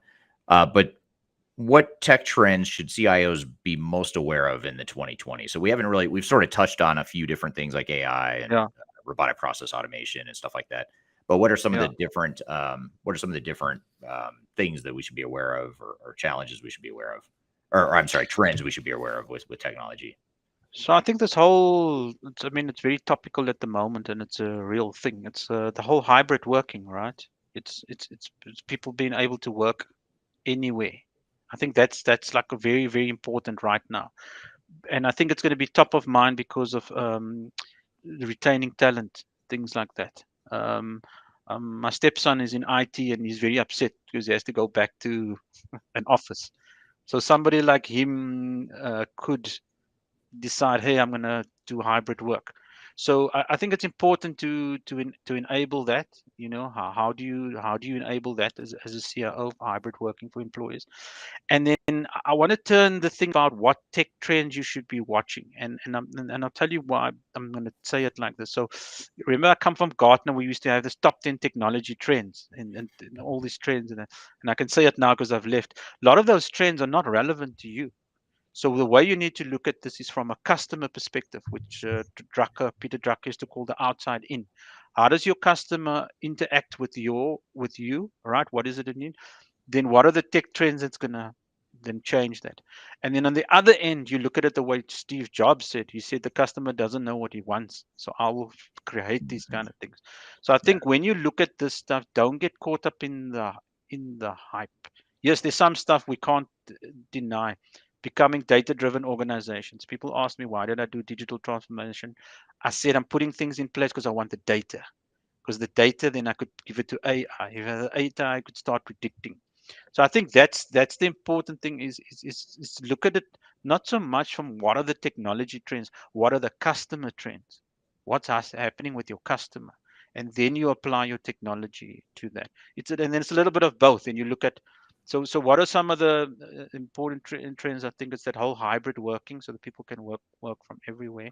AI most definitely is not going away. If anything, it's going augmented reality, virtual reality, the metaverse. People still laugh at me when I talk about that, but if Snoop Dogg is in there, it's the place. It's the place to be.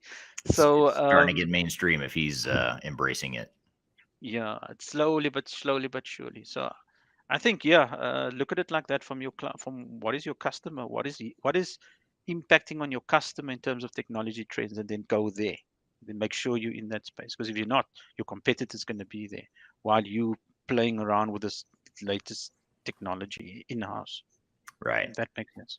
Yeah, and I think it's you hit a good point, which is there's a fine line between um, adopting emerging technologies where appropriate, where the business needs are, but there's a temptation to go too far and to go too far down the Steve Jobs path, which is let's envision something that the organization could adopt to. And you want some of that, but if you go too far, what ends up happening is you end up with a bunch of shelfware. You overinvest in a bunch of technology that you can't get business value out of. Steve Jobs, it's easy to emulate or to want to emulate Steve Jobs, but he really was a sort of a once in a lifetime sort of technology leader. Correct. Most people just aren't at that level, and not to dismiss the intelligence of the rest of us in the world, but he's just on a whole different planet, really, in terms of intelligence and his vision. So you can have some Steve Jobs. You just don't want to go too far, because if you get too far, if you try to go too far down that path, we see a lot of organizations that, like Metaverse is a great example. If you could double down on the Metaverse right now, but what are you going to do with it as a business?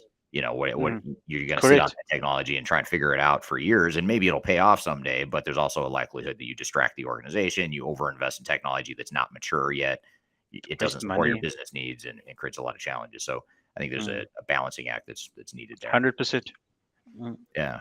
So I guess the last question I have for you, just to wrap up the conversation here, is what is the biggest single piece of advice that you would give to either to people that are already CIOs or people that are aspiring to be a CIO? What advice or what takeaways would you leave them with so they could be more successful in their jobs?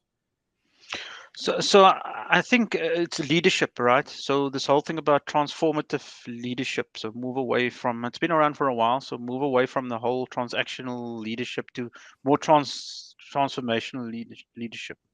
And then it's about like almost like what we're doing now. It's like getting your profile out there, doing more public speaking, getting seen as a thought leader, that kind of thing, because that's what actually organizations are looking for as well.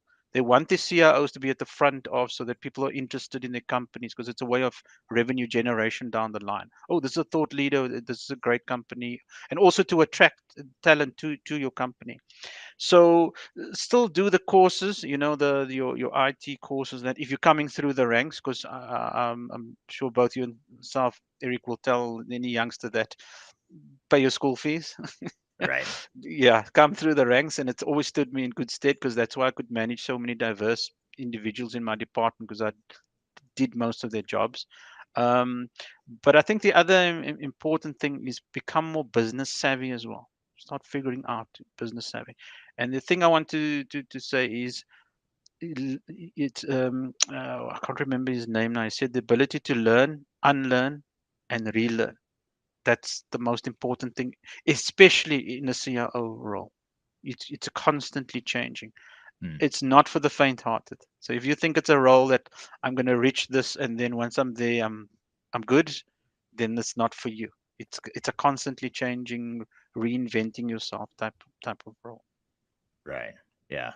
Makes a lot of sense. That's a great place to leave it. Constantly reinvent yourself and push your boundaries to learn more. And if you're not strong in certain areas like the political piece of it, or the people change management side of things, the operational business process side of things, whatever it is, just really push yourself to expand your horizons on that front, which is, you could say that for any role in any organization, but especially the CIO Correct. role. I think Especially more so. yeah.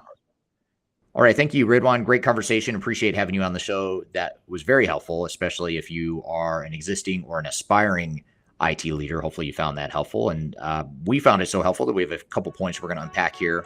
But first, we're going to take a quick break, and we'll be right back with more Transformation Ground Control.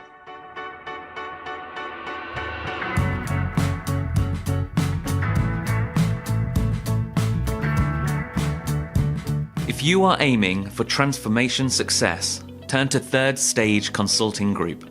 Third Stage's independent and technology agnostic consulting team helps clients define their digital strategies, define their roadmaps, and manage their transformations.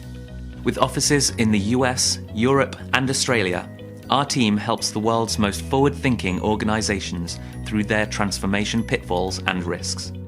If you are embarking on a digital transformation or business change initiative, contact Third Stage Consulting to see how we can help you reach the third stage of transformation success. Learn more about us and download independent reports, videos, and other best practices at thirdstageconsulting.com.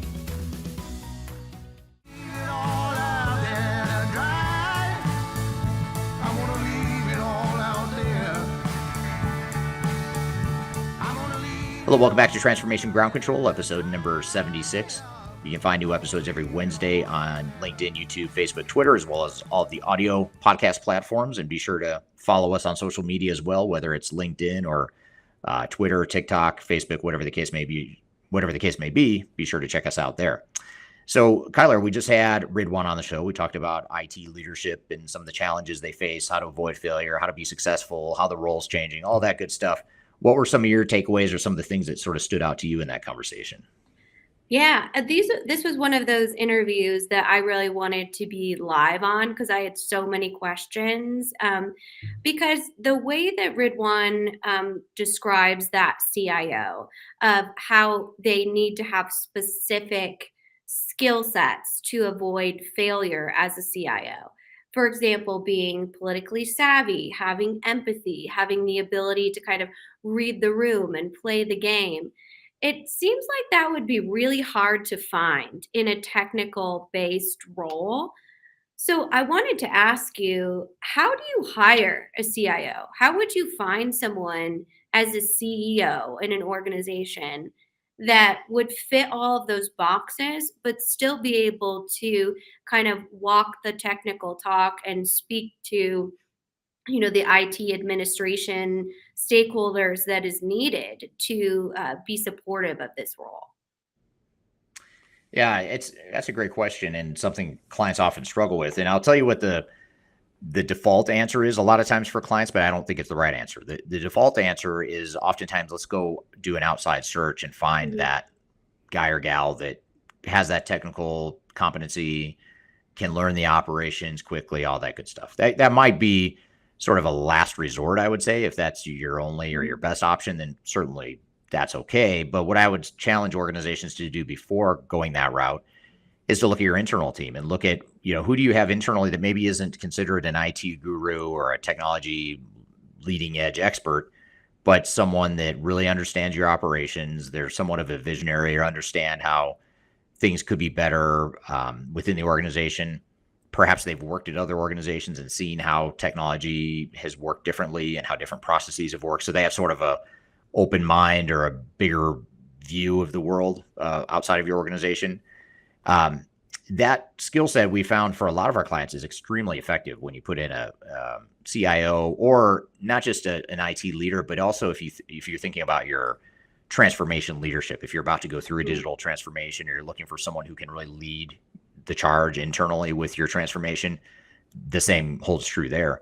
So if you can find that person that's credible because they understand your operations, they came up through the ranks on the operational side, and they might have a bit of a technology slant, sometimes those are the most effective people because they can learn the technology stuff a lot faster than they're going to be able to pick up and understand all those years of experience within your operations. And to me, that's the more important part because they understand the culture, they understand the operations, the vision. Now, the key here, the caveat is that you don't want to put someone in that role that's not open to change. Sometimes you get people that are so highly tenured, they've been around on the operational side for so long that they get sort of set in their ways and they don't see any other way. And so you have to walk a fine line, someone that's experienced enough, but not so experienced that perhaps that's all they know. So anyway, those are some of the main skills I would look for when looking for a strong IT leader, whatever that role might be. Exactly. Yeah. Can you talk more about the business architect? You had really had that term when you were speaking to Ridwaan about a CIO and what they should be able to do as far as building out the digital side of the business and making sure that it's structured and the foundation is strong for the rest of the enterprise. I really like that term business architect, specifically in more of an information technology space. Can you elaborate on that a little bit?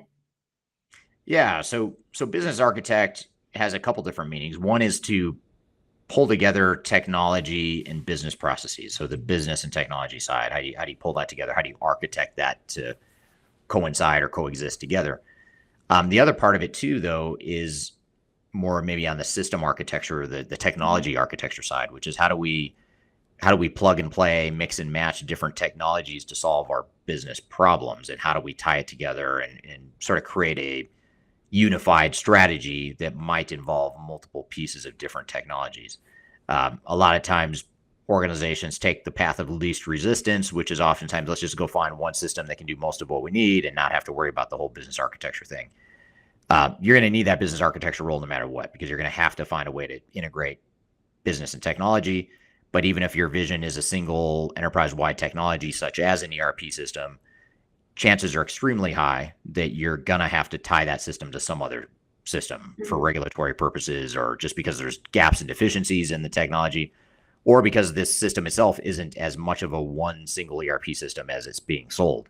You see a lot of systems today, for example, that, like SAP and Microsoft and those guys, some of the big software vendors, they're selling software that is sold as a single ERP system, but the reality is it's a patchwork of different systems that you have to tie together. So that business architecture role is super important. And you add another trend to the mix here that's sort of putting more demand or more credibility in the space of business architecture. And that is that more organizations are migrating away from sort of a single system mindset and more of a platform mindset. So in other words, instead of putting in one big massive system that does everything, let's put in more of a platform that we can use to evolve and sort of latch onto or bolt onto or tailor to fit different needs throughout the organization. So all those things point to an increasing demand and value of this business architecture role. Absolutely. And I think that fits perfectly to something else I was going to mention that Ridwaan said was a key to success for a CIO or someone seeking to be a CIO is figuring out how to unlock the value of technology. It might be one thing to be very technically savvy and be able to implement all of these different systems and integrate them, to your point, so that they are more of that platform structure. But it's entirely another thing to really focus on unlocking the value for the specific business. So I thought that was really kind of the shift between being just in IT leadership, but then ascending to that CIO role. Yeah, absolutely. And then I think my biggest key finding is after listening to these from Ridwaan, I don't want to be anywhere near a CIO role because now I'm scared. I feel like there's no, as you said, the CIO role can be very lonely, but in all seriousness, I have to assume that ascending to a C-suite position, which is a huge accomplishment to be in that leadership role. Who do you go to? Who do you have to be able to get additional coaching to, understand your leadership style? What are some options when you really are, at the highest tier that you could potentially be within the company? Yeah, I mean, a lot of things that we encourage or have encouraged our clients to do in the past is one is to probably, I would say maybe the most important thing you can do is really surround yourself with peers that are going through similar situations. So other CIOs, other IT leaders, ways to do that. That's something that we do with our clients. We try to put our clients in touch with each other so they have sounding boards that are just, people that can relate to them and to each other differently than we as consultants can, because we're not in their shoes. We help tons of clients that are in their shoes, but we're not them. So sometimes talking to a peer that has been through something similar or is going through something similar can be very helpful. Certainly even just our, this podcast and some of the live streams and other community sorts of events that we try to host with the community is meant to provide that camaraderie and peer-to-peer learning. And then there's, organizations like organizations and conferences in the industry are good ways to network and learn from others. So, Gartner has conferences and peer-to-peer type stuff that they do, and just any other industry event. If you're if you are using an SAP or Microsoft or Oracle NetSuite, whatever system you might be using internally, look at their user conferences. Sometimes just going to those annual conferences can be a great way to just network and meet other people that are using similar technologies. There's a lot of resources out there. That's the good news. It's just a matter of taking advantage of it. Absolutely. Well, such a great conversation. And I hope this is a 3-part series, because I love to hear from Ridwaan, and he's got an amazing portfolio of experience. And I know we're really grateful to have him pioneering the Africa, Middle East, and Europe marketplace for us. Yeah, he's a great guest for sure. Every time he's been on so far, I feel like we're abruptly ending the conversation because we run out of time and there's so much we didn't talk about. So I agree with you. It'd be easy to have him on, easy to have another hour-long conversation for sure. So yeah, thanks to him for being on here, and thanks for those great follow-up questions there too. That's good stuff.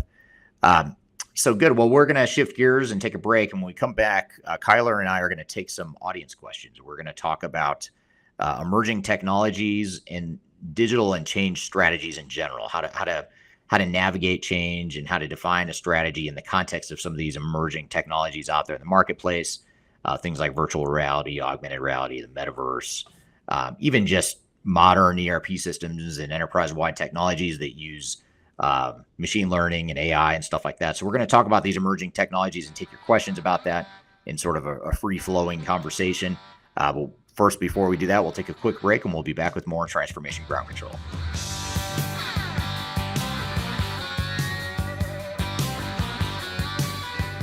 Hi, this is Eric Kimberling, the CEO of Third Stage Consulting, and we recently hosted our Digital Stratosphere 2022 virtual event.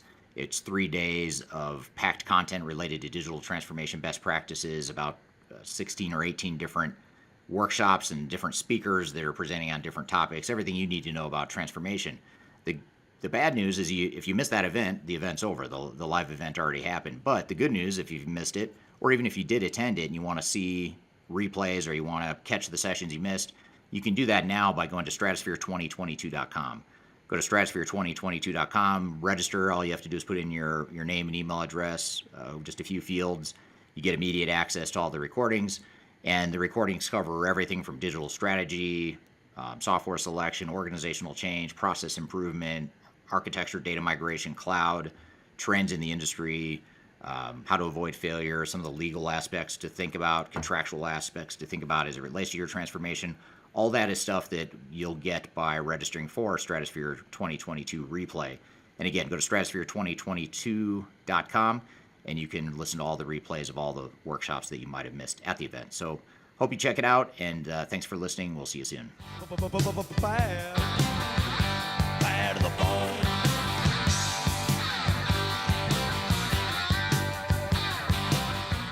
Hello, welcome back to Transformation Ground Control, episode number 76. My name is Eric Kimberling here with Kyler Cheatham.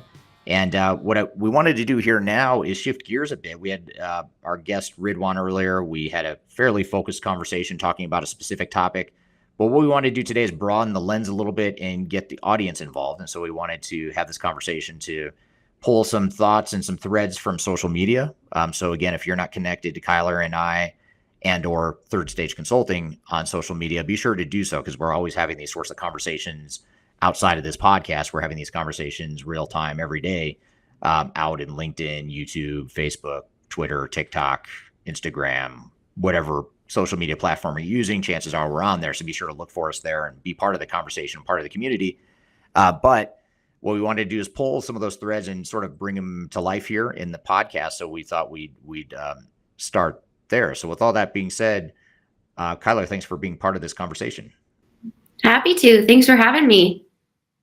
Absolutely. So we're doing a little bit of a different format here today. Usually when we do these interviews, we typically will have a very targeted topic we're trying to unpack a bit. But we found that occasionally it's nice just to have sort of an open-ended Q&A forum, just to have more of a conversation with the audience, and also trying to pull in some topics from social media as well. And one of the things I wanted to start with, actually, Kyler, was a blog that you recently wrote earlier this month, sort of to coincide with the United States' Independence Day holiday. You wrote a blog called "How Technology Has Changed America," and we published it on July 4th, which is the Day of Independence for the United States, or the day we celebrate our independence in the United States. But maybe, if we sort of broaden the view a little bit here of that topic or that blog, even though the title is "How Technology Changed America," it really applies to the world. I mean, it's how technology has changed the world. That's sort of the way I interpreted the blog. But maybe just tell us a little bit about kind of what got you thinking that would be a good topic, and maybe summarize some of the threads or some of the main points of that blog topic. Sure, absolutely. So we like to pull in some lifestyle content for not only our U.S. based audience, but also our global audience. So that's kind of what started the thought process on revolution, right? Because the American Revolution, it was the independence of the United States, or the colonies at the time. So what I wanted to do is just talk about how technology in itself has revolutionized just the way we live our life. So a lot of that has happened through emerging technologies that we utilize in business, right? But also that influences just how we communicate as human beings. So some of those, for example, our artificial intelligence, that has completely revolutionized the way that we do business when it comes to utilizing data and actionable insights from that data and automations. We've seen that in a variety of different industries, whether we're looking at healthcare, telehealth, diagnostics, finance, e-commerce, manufacturing, logistics for supply chain. AI has really come in as a technology that can revolutionize the way those processes are done. And I know we have a big AI focused audience here. So again, we'd love to hear from you wherever you're watching. You can just pop your questions or comments in whatever platform you're utilizing. And that brings us to our next revolution, if you will, which is social media, right? That's the way that we often communicate. That's the way that we're communicating with our audience right now, through platforms that brings users directly to the brand or the influencer they're talking to, which has never really been a way in which you communicated beforehand. In the business world, that's caused audiences and businesses to have this demand for responding to their communities right away.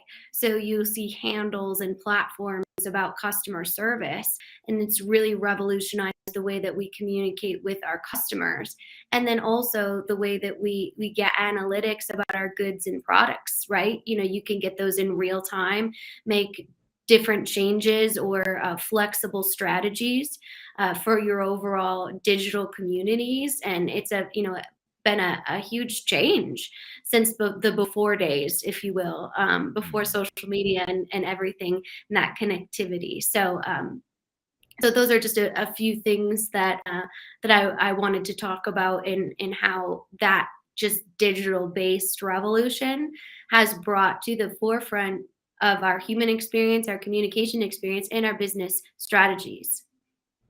Yeah. Yeah. And you actually, in the blog too, in addition to the couple things you just mentioned, you sort of get into some um, bleeding edge technologies, at least in the context of the traditional enterprise and business technology.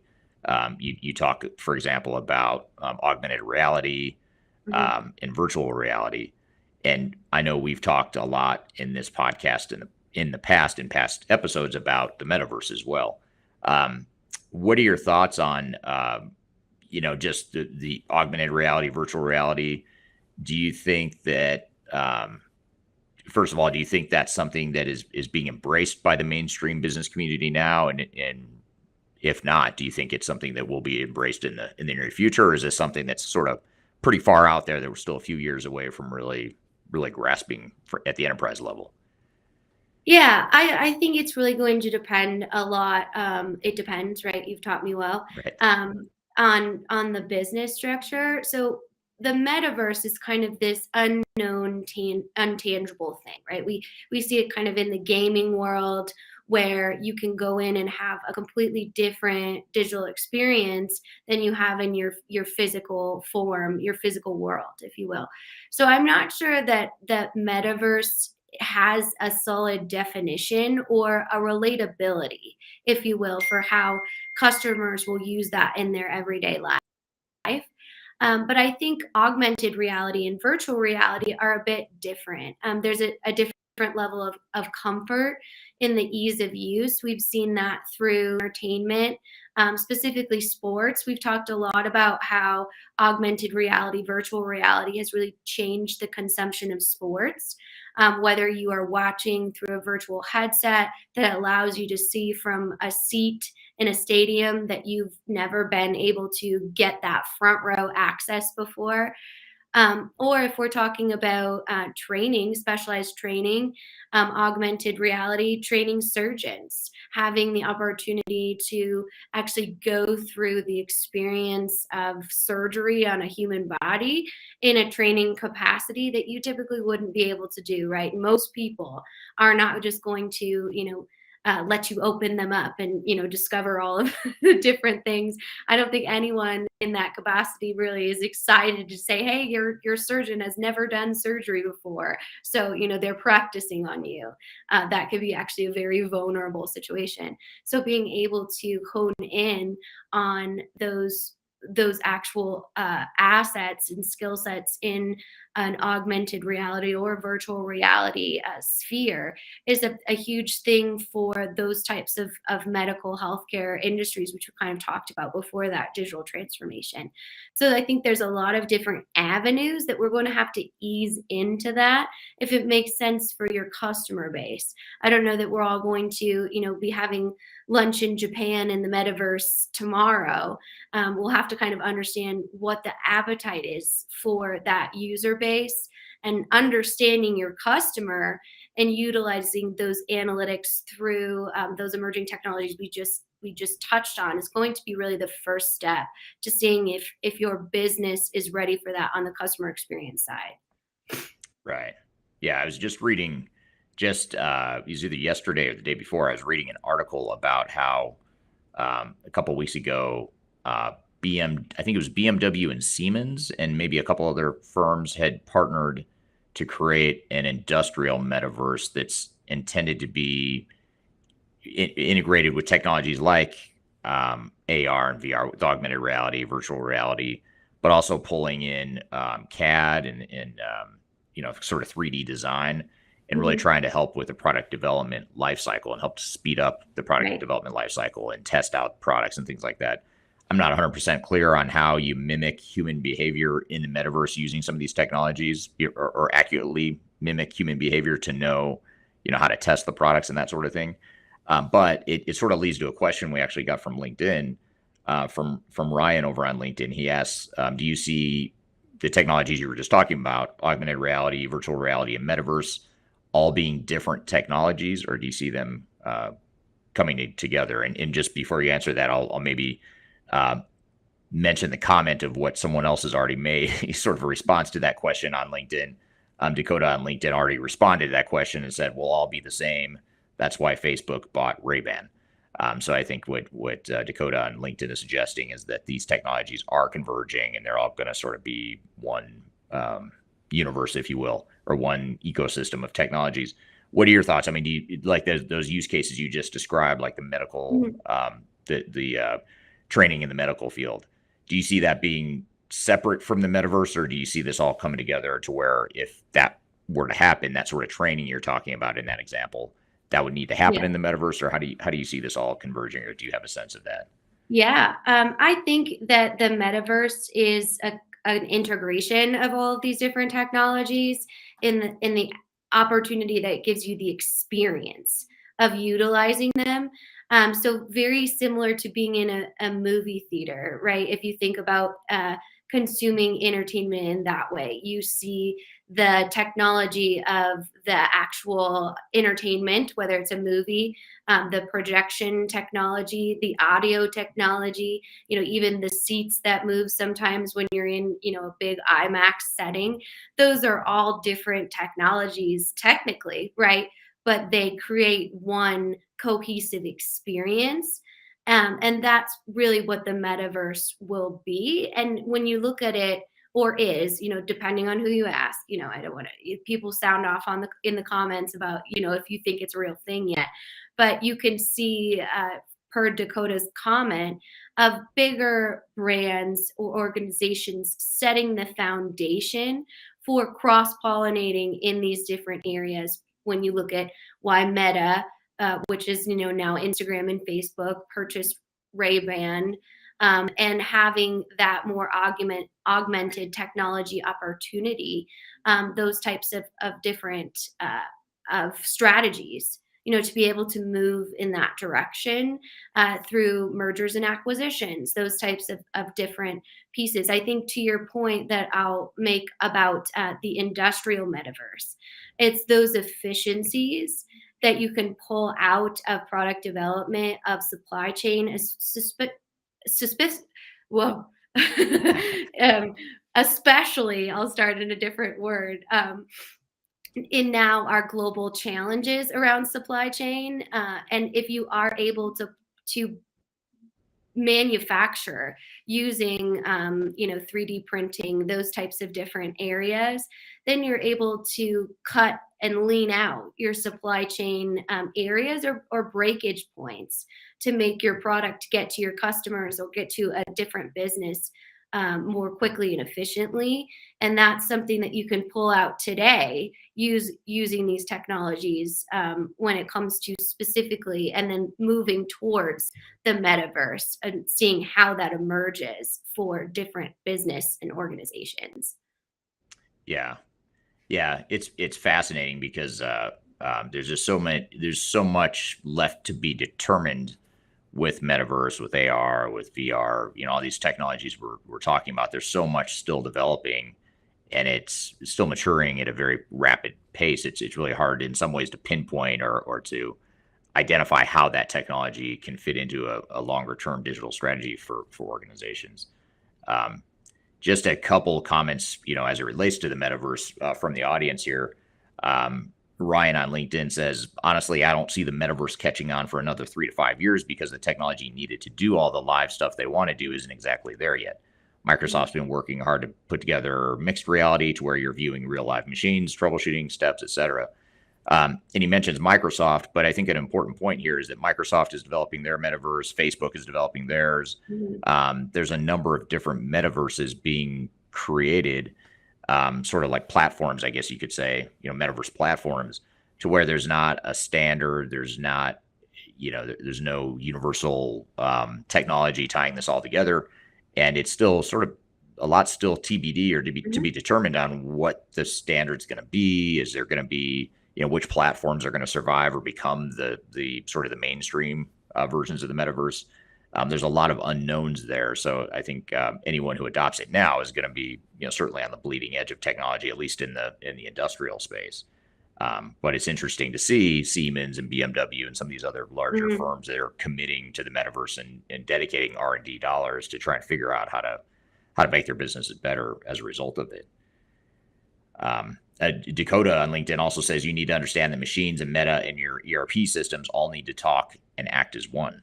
And that's really, I guess, where Yeah. I'm still trying to get my head around where the metaverse fits into general or broader enterprise technologies, because so many organizations are having trouble just getting off their mainframe systems, for example. They're still using systems from the 80s, the green screen mainframe systems, and a lot of those organizations we're helping just to get to some sort of basic level of automation and digitization and digital transformation, whatever you want to call it. That's enough of a struggle for a lot of organizations. And then you add one step further or a couple steps further, which is now introducing the metaverse. And you start talking about like Industry 4.0 and Web 3.0 and some of the big, mega trends in the space. That's a whole nother jump or a whole nother leap beyond what a lot of organizations are struggling with at even more fundamental level. So do you see like change management, which is going to lead me to another social media discussion thread here in a second, but do you see change management being a significant issue, or just the human adoption of some of these cutting edge technologies?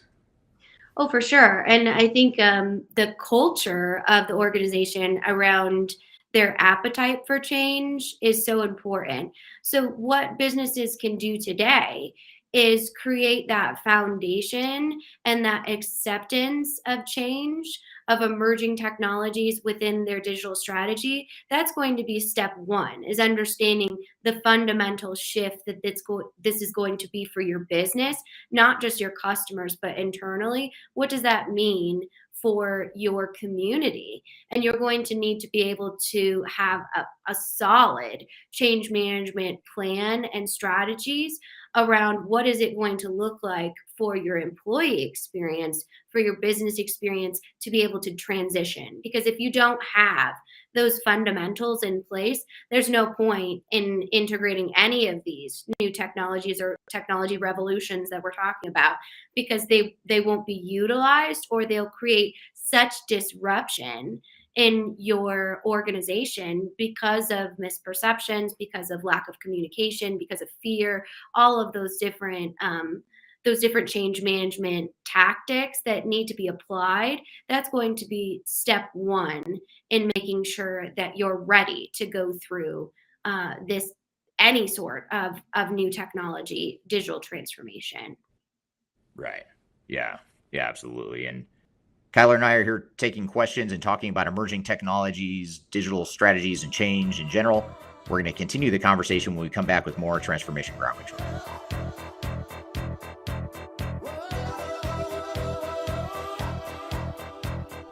If you are aiming for transformation success, turn to Third Stage Consulting Group.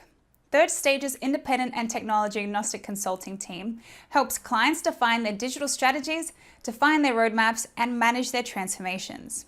With offices in the US, Europe, and Australia, our team helps the world's most forward-thinking organizations through their transformation pitfalls and risks. If you are embarking on a digital transformation or business change initiative, contact Third Stage Consulting to see how we can help you reach the third stage of transformation success. Learn more about us and download independent reports, videos, and other best practices at thirdstage-consulting.com.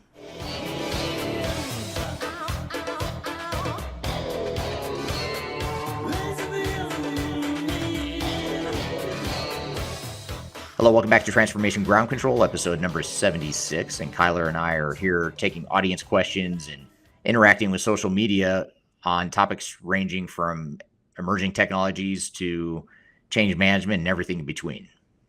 One maybe closing comment that'll lead to this next thread that we'll pick up here is Gassan over on LinkedIn says that we're all living in the Matrix. So that's an interesting way to sort of summarize the thread here. And I think that's how a lot of people feel about some of these technologies, is it does feel very Matrix-ish. And by the way, that blog that I mentioned, I should have said this up front, but what's that? I said, take the red pill, Gassan. Right. Yep. And the blog that I was referring to here that you wrote, Kyler, how technology has changed America, you can find that on the Third Stage website. I should have said that up front, but I neglected to do that. But thirdstage-consulting.com is where you find our blog, which we put roughly about 3 blogs a week out on the website. So there's always good stuff there if you ever want to just sort of keep up with some of these emerging trends and some of our thoughts and research and experience with these different technologies. Check out the blog at thirdstage-consulting.com. But one of the other threads I wanted to pick up here, and by the way, to our audience here, let me come back to the audience here before I jump into this question. But if you have questions you want to cover here, just general digital transformation or tech strategy sorts of things, please feel free to drop those in the chat. We love the conversation we're having here so far. We had asked earlier where people are joining from. We have a couple of people from India, from Bangalore, one from Suman, Bangalore. Sam Graham from Spain is here, among others. So those are just a few examples of where people are joining from. I haven't heard anyone say they're joining from the metaverse, so that's good news, bad news, I suppose. But we are talking about the metaverse here. But after actually shifting gears away from the metaverse, maybe just broadening the conversation a little bit to talk about other sorts of stuff, just technology in general.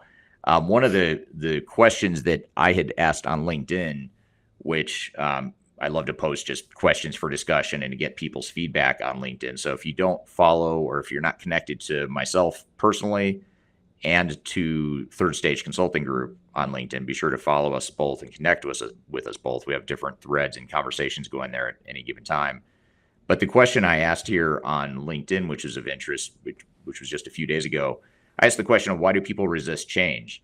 And then I went on to say, well, despite popular belief, most people simply just don't want to change. And I posted a video, a TikTok video on that post that sort of explained it a little bit more. And so my premise or my argument in this post was that people don't want to change. I mean, in general, and I use intentionally sort of strong language there. I think now that we're unpacking a bit, one thing to clarify is I don't think most people resist change in a nefarious way or in an intentional way. Usually it's more subtle, and it's usually more personal, and it's usually coming from a better place, I would say. I don't think many people within most organizations are just flat out trying to sabotage change or trying to undermine change. I think it's coming from a place of fear and uncertainty and things of that nature. So I was curious to get some feedback from the from the community on that comment. And then so it was interesting because it actually turned into quite a debate, which is oftentimes what I'm trying to do, is stimulate a debate or some controversy. And Eduardo Muniz on LinkedIn, who I'm connected to, made the comment that said, Eric, come on, that's not accurate. If you've ever involved people to deploy change, you should know that people won't perform as expected when facing change, either because they don't understand why change is needed and they don't know how to perform as expected, or simply because they can't. Address those reasons in advance and people will embrace change and make it sustainable. So he has some good points. He's sort of giving an answer here or a prescription to what you need to do to help overcome change. But I guess my point or my hypothesis or my statement was that in general, if you don't do those things, if you just sort of introduce change to an organization, in general, people and organizations are going to resist it, whether you're talking about the metaverse, like we've been talking about here today, or whether you're talking about a financial system or a CRM system or supply chain, whatever, insert technology name or buzzword here, people will generally resist it, especially if it's a bigger change. The bigger the change, the more likely it is that people are going to resist it. But what are some of your thoughts, just based on all the interviews and conversations we've had on this podcast and all of our consulting experience with working with clients and our different team members on project teams? What are some of your thoughts around this whole debate, Kyler? Yeah, I mean, I think it reminds me of Eric and I both don't like water. It's like if you know the United States, we're both from Colorado, and it's a landlocked state. We don't have a ton of water. So I always think about change management in the fact that people are terrified of the unknown. Like when I go into a big body of water, I'm scared because I have no idea what is under that water. And it makes me uncomfortable. I have no idea what's going to happen to me under that water. I don't know if I can trust what's under that water. I don't know, what the experience will be in the water. And that's a lot of what change management is, right? And the resistance to change is, I don't know this new system. I don't know how it's going to affect my job. Will I have a job? Will I continue to do what I like in my role? What will that look like? And when you have all of those unknowns, or you don't have a solid change management plan, that's where resistance is born. So I would still go more towards your argument, or the argument that you had just mentioned, the fact that it's not so much a resistance that's conscious. It's more of a resistance that's birthed from fear of the unknown, or what's under the water of this new process, experience, or technology. Yeah, that's a good way to put it, and that is a good way to relate it back to yours and my personal fears and quirks and that sort of thing. I do have an intense irrational fear of being in the water. Although I love beaches and being around the water, being on the water, I just don't want to get in it. I have no desire to get in any sort of large body of water. So yeah, but it's a good point that you make, and I think getting back to Eduardo's point too, is that he's sort of making the assumption that as long as you do these things, and he mentions that some of the things that you should do, understanding the why, the how, making sure they have the skills that they need, that sort of is the solution to the problem that I'm describing here. So I think in some ways he's providing a prescription, but he's also validating the point that you need to do these things, or else people are going to resist the change. And I think that's where a lot of organizations fall short, is they assume that people are fed up or tired of their old, outdated technologies and workflows and manual processes. So they, of course, are going to accept technology. They're going to want a new system, or want to make their jobs easier, or whatever the case may be. The problem is everything Eduardo mentions. If they don't understand the how, the why, what their skills are going to be required, what you mentioned as far as are they going to have a job? Those sorts of fears we've got to address, or else people will resist change. And again, it won't generally come from a bad place. It won't generally be super detectable, but it's sort of that underlying current, that, back to the water analogy and fear that you and I both have. It's that underlying current that sort of sucks people under when it comes to changing. One of the comments here that maybe will stimulate some additional controversy or comments is from Dakota on LinkedIn. Yeah. He says, change requires effort and people are lazy. That's why pain is the biggest game changer in humans. So he's just launching grenades here, throwing grenades out at the audience to respond to. Yeah, absolutely. I love that.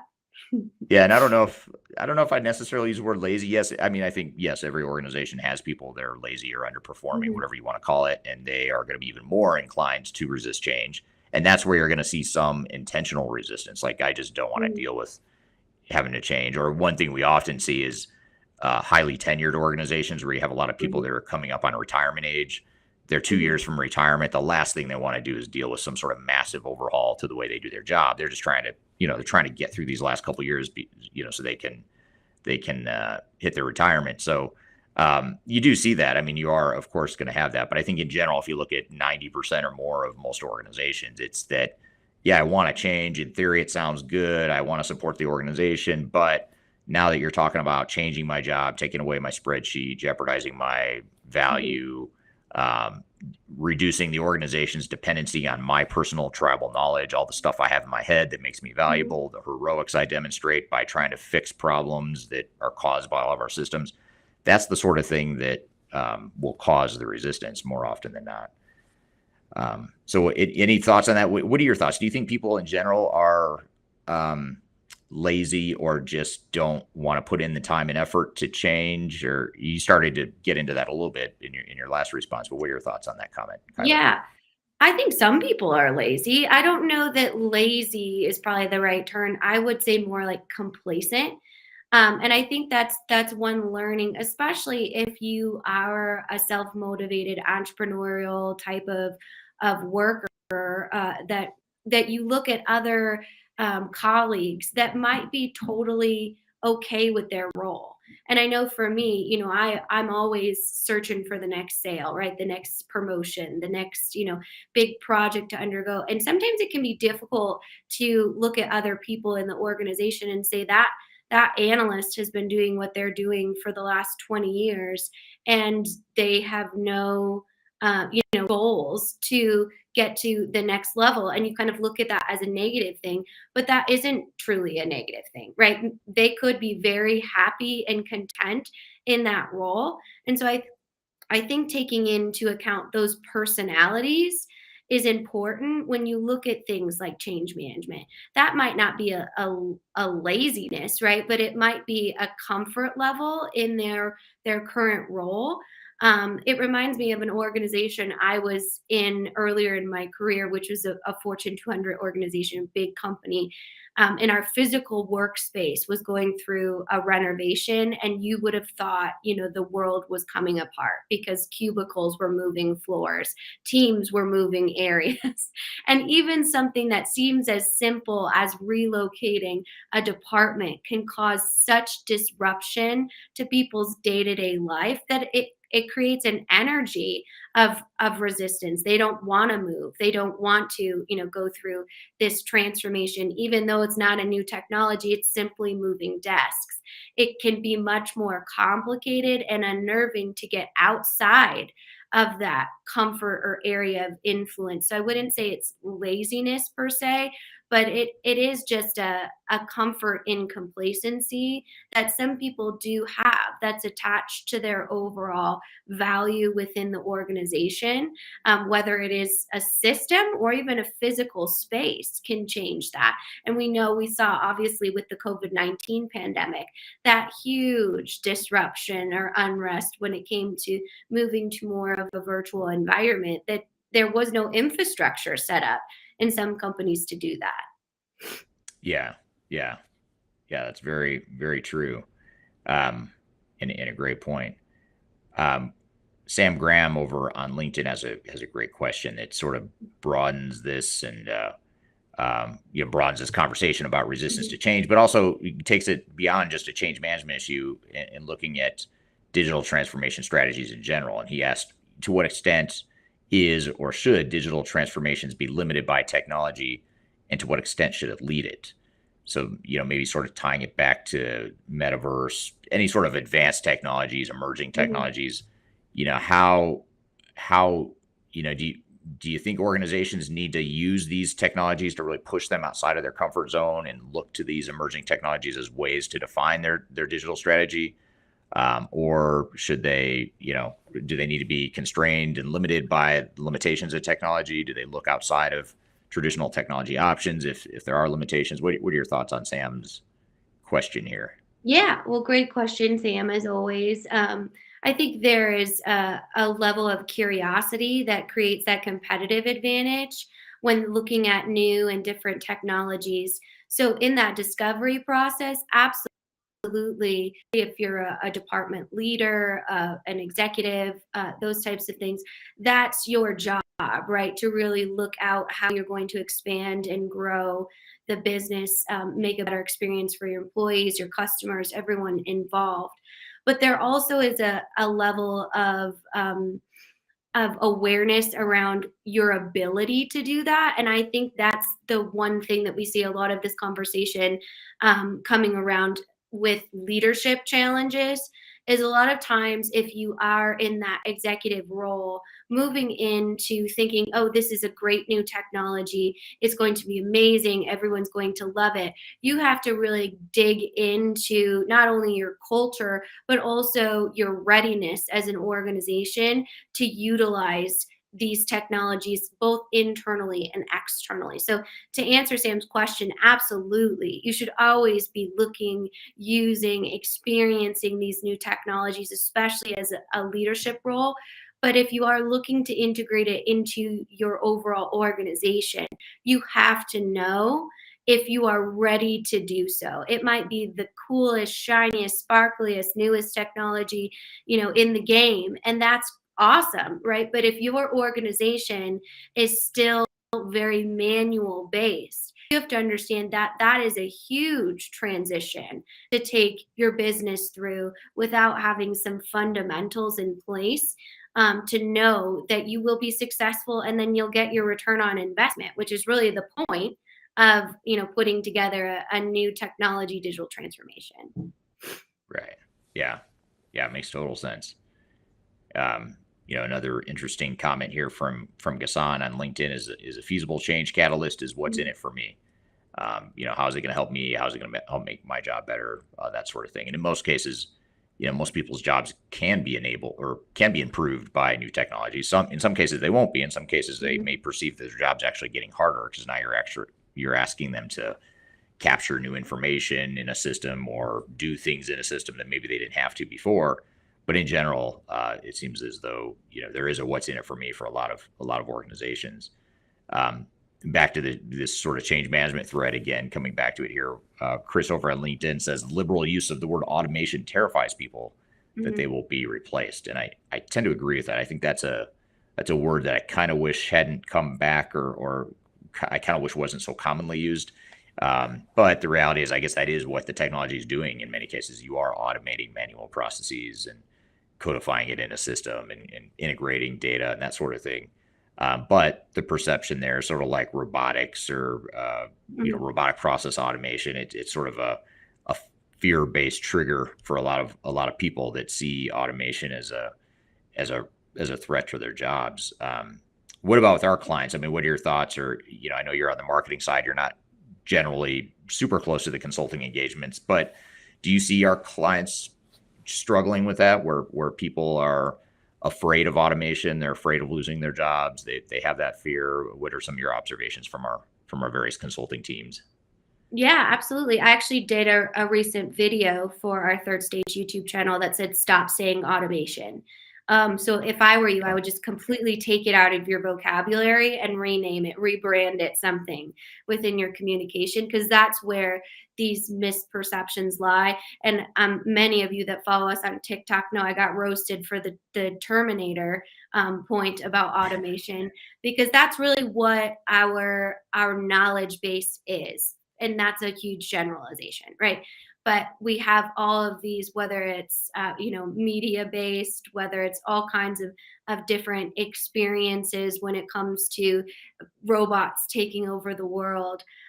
We use terms like automation, and that might just be what it is. We're automating an email. We're automating this process so that you can do a better job more efficiently and get the opportunity to learn new skills, to be promoted in your role, to be more successful, so we can give you recognition. So using words, because words do have power, as much as we kind of want to roll our eyes and say, my goodness, you're not going to completely lose your job. It's an automation that comes from a system. It's not that big a deal. Relax. It really does have the power. So using something like an enhancement or a different term when you're talking about this within your communication plan when it comes to a digital transformation, I think is really important. Yeah, I agree. And you have to, if you do choose to use the word automation, you just have to be aware that is probably going to trigger some sort of negative response or a fear-based response, which leads back to the previous question or the thread we were talking about as it relates to resistance to change and people generally resisting change. And I think part of it is self-inflicted for organizations. They use these words, and they either use words like automation without context, or they just don't give enough detail or context around why we're going through the change, how it affects people, that sort of thing. Organizations get so caught up in the changes themselves, like how to define what the changes are, how to build the system, how to test it, train people on it. They get so myopically focused on just deploying technology that they don't think about, what's the average person experiencing and going through and perceiving as a result of this transformation. So I think that's a big challenge that organizations have to get through as well. Absolutely. Kyler and I are here taking questions and talking about emerging technologies, digital strategies, and change in general. We're going to continue the conversation when we come back with more Transformation Ground Control.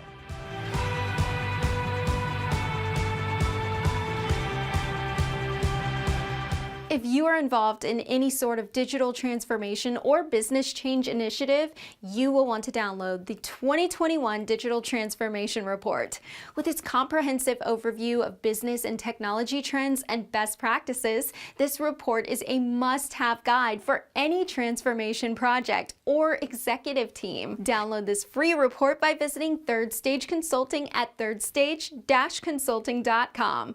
You can also visit our website to learn more about us or download independent reports, videos, and other best practices. Again, visit thirdstage-consulting.com today to learn how to take your transformation to the third stage of success.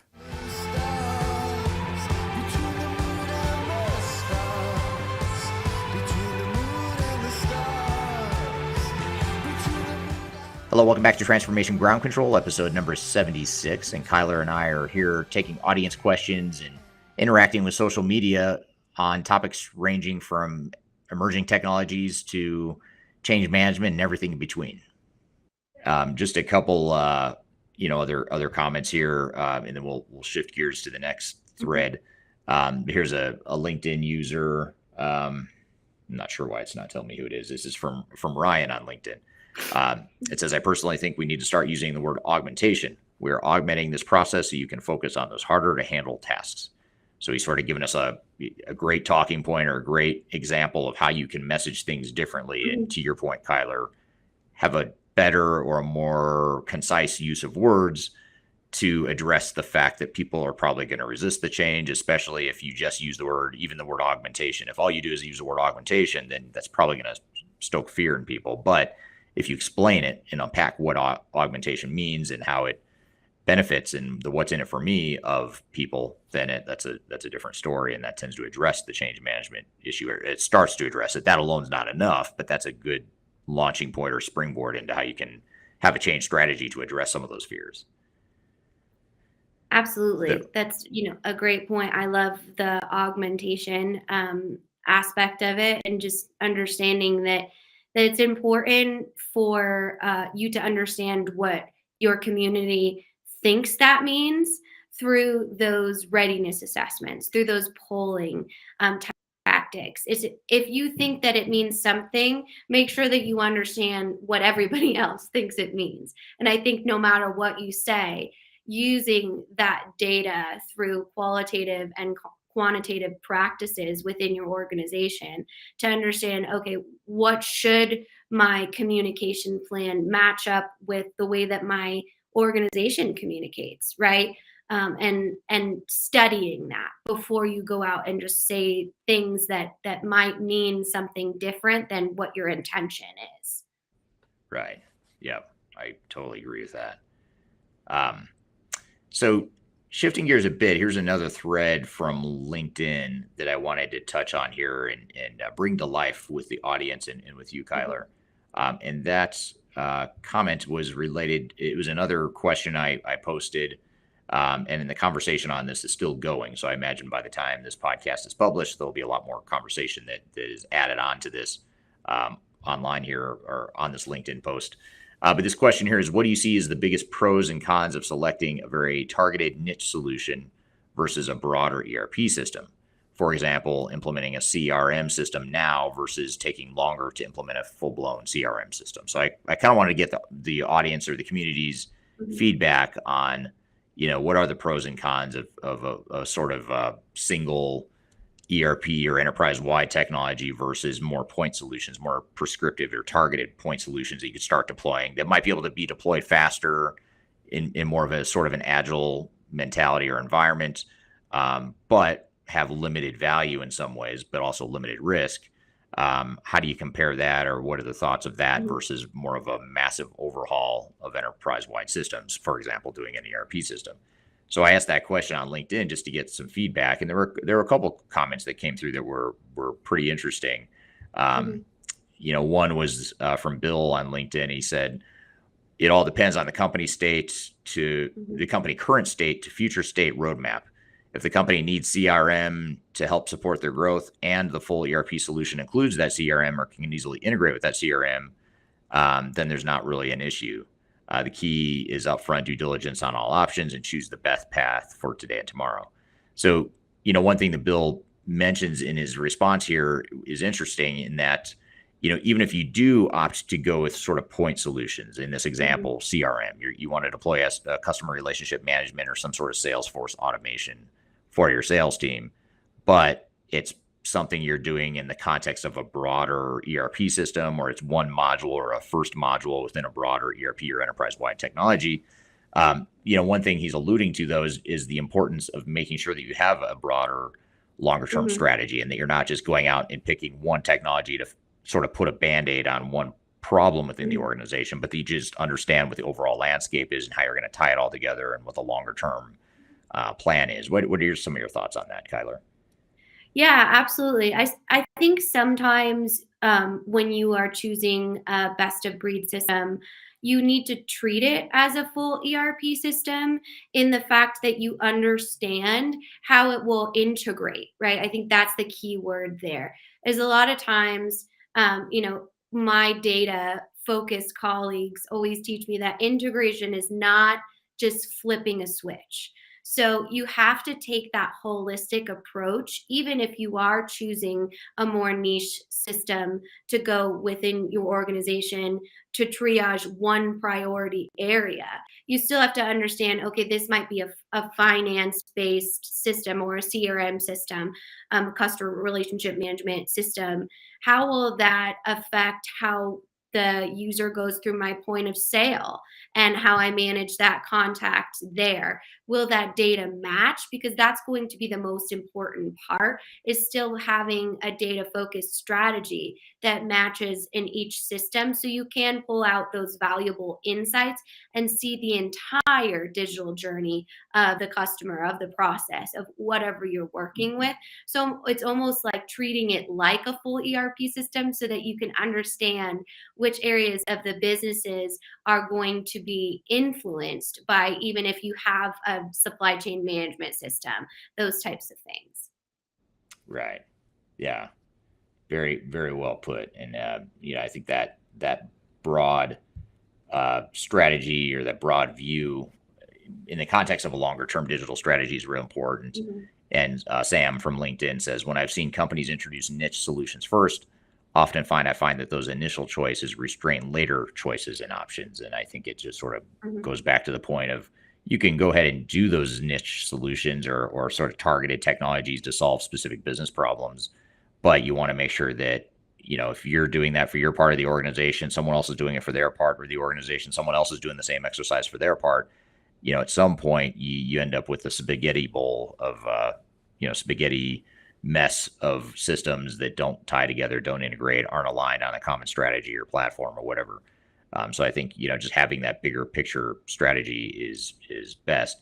I guess the challenge with that, though, is that sometimes, especially for larger organizations that we work with, sometimes you just can't get alignment on what that longer term strategy is, or it takes forever, not forever, but it takes too long to get that alignment. And so in the meantime, you have different pockets of the organization that say, okay, well, while we're trying to figure out what we want to be when we grow up over the next few years, we're going to go ahead and deploy a new CRM or an HR system or a supply chain set of systems, or whatever the case may be. So I think that's the challenge and sort of the tightrope you have to walk, especially if you're a larger organization, is, the need to have that long-term strategy and alignment, but also the need to recognize that every month and year that goes by that you're not deploying new technologies or you're not improving, you're falling behind. So do you have any suggestions on how organizations might navigate that tension or that balance that they need to find? Yeah, I mean, that's a tough one, especially if you are a global, multi-country, humongous organization. That is going to take it's going to take forever, as you said.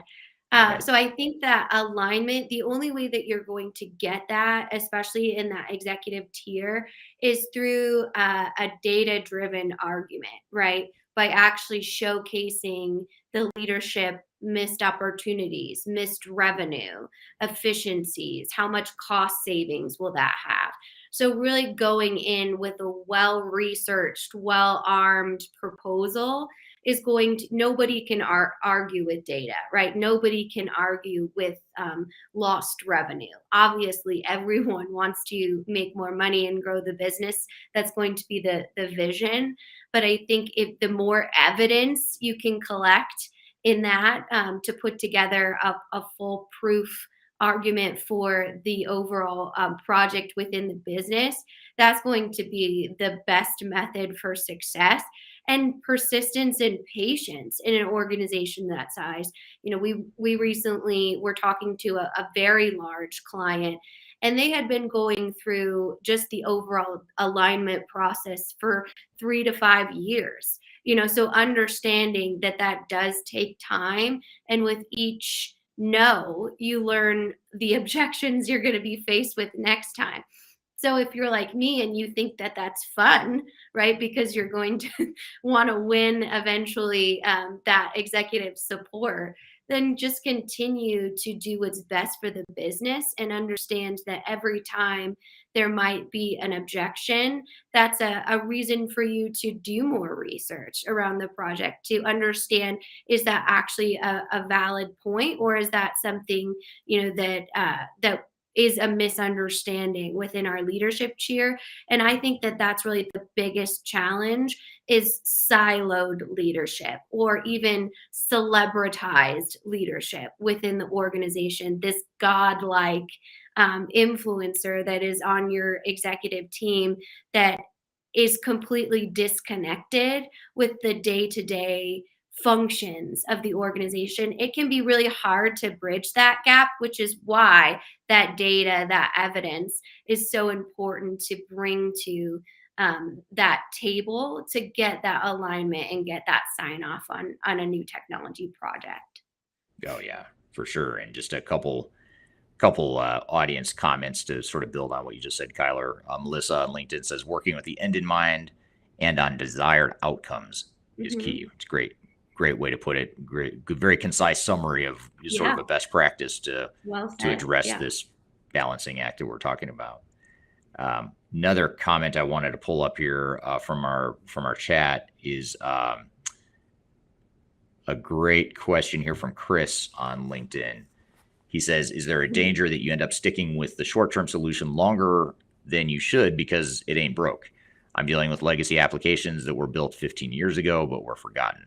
And just sort of addressing that first part of his question, though, whether it's a new technology or even if you're talking about an older technology that's been in place, in this case, 15 years ago, he's talking about a system that was sort of forgotten about.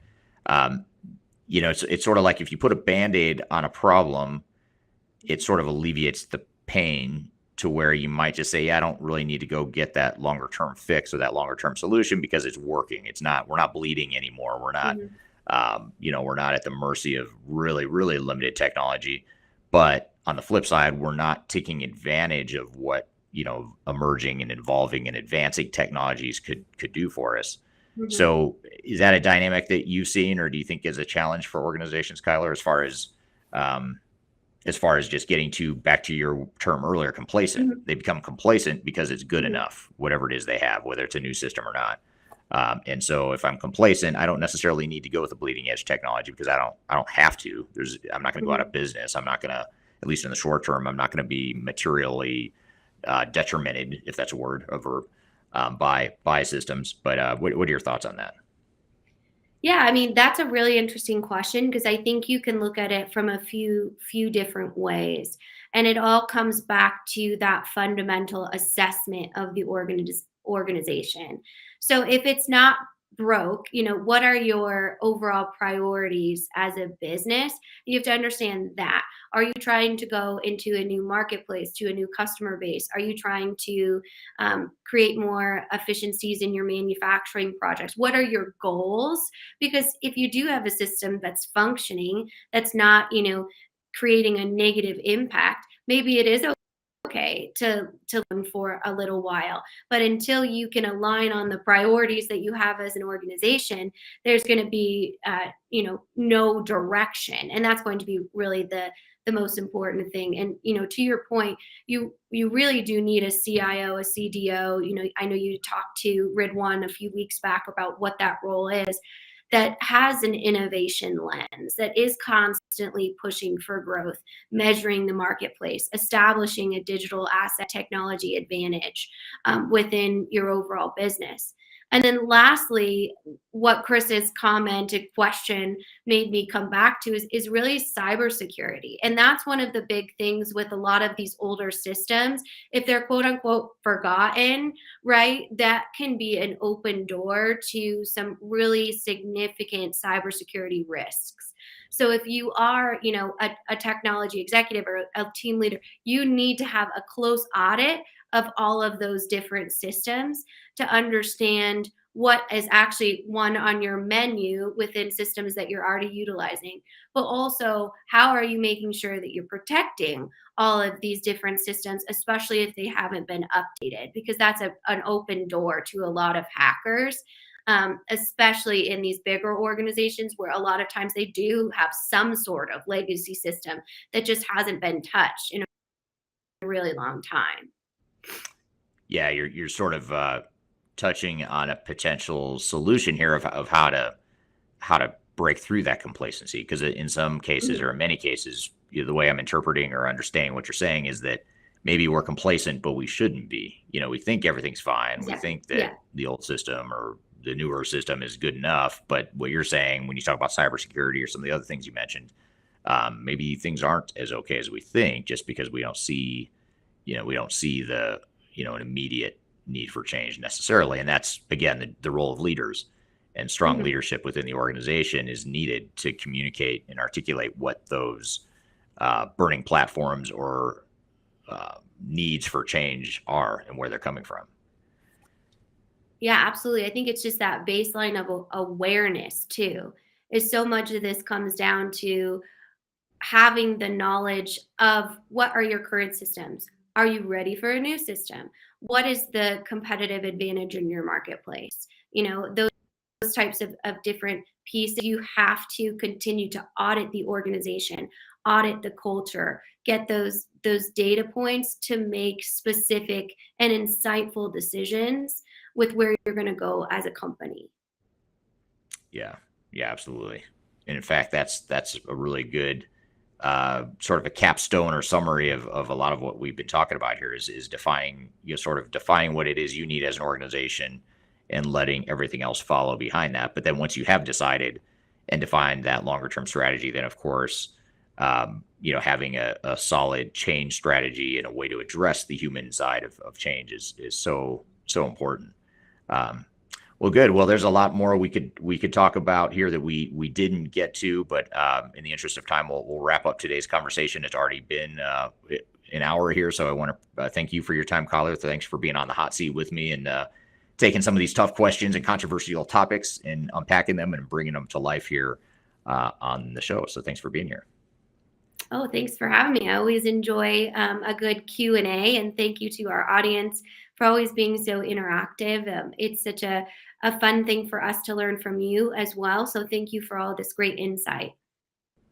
Okay, thanks, Kyler. Great conversation, and thanks to the audience for all the great questions. Those are really good topics and talking points, and we went in some really interesting directions there, which is always what makes it fun having the live audience here. So thanks for being part of that.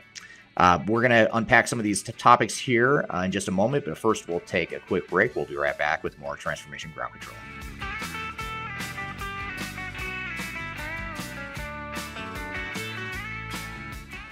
If you are aiming for transformation success, turn to Third Stage Consulting Group. Third Stage's independent and technology agnostic consulting team helps clients define their digital strategies, define their roadmaps, and manage their transformations. With offices in the US, Europe, and Australia, our team helps the world's most forward-thinking organizations through their transformation pitfalls and risks. If you are embarking on a digital transformation or business change initiative, contact Third Stage Consulting to see how we can help you reach the third stage of transformation success. Learn more about us and download independent reports, videos, and other best practices at thirdstage-consulting.com.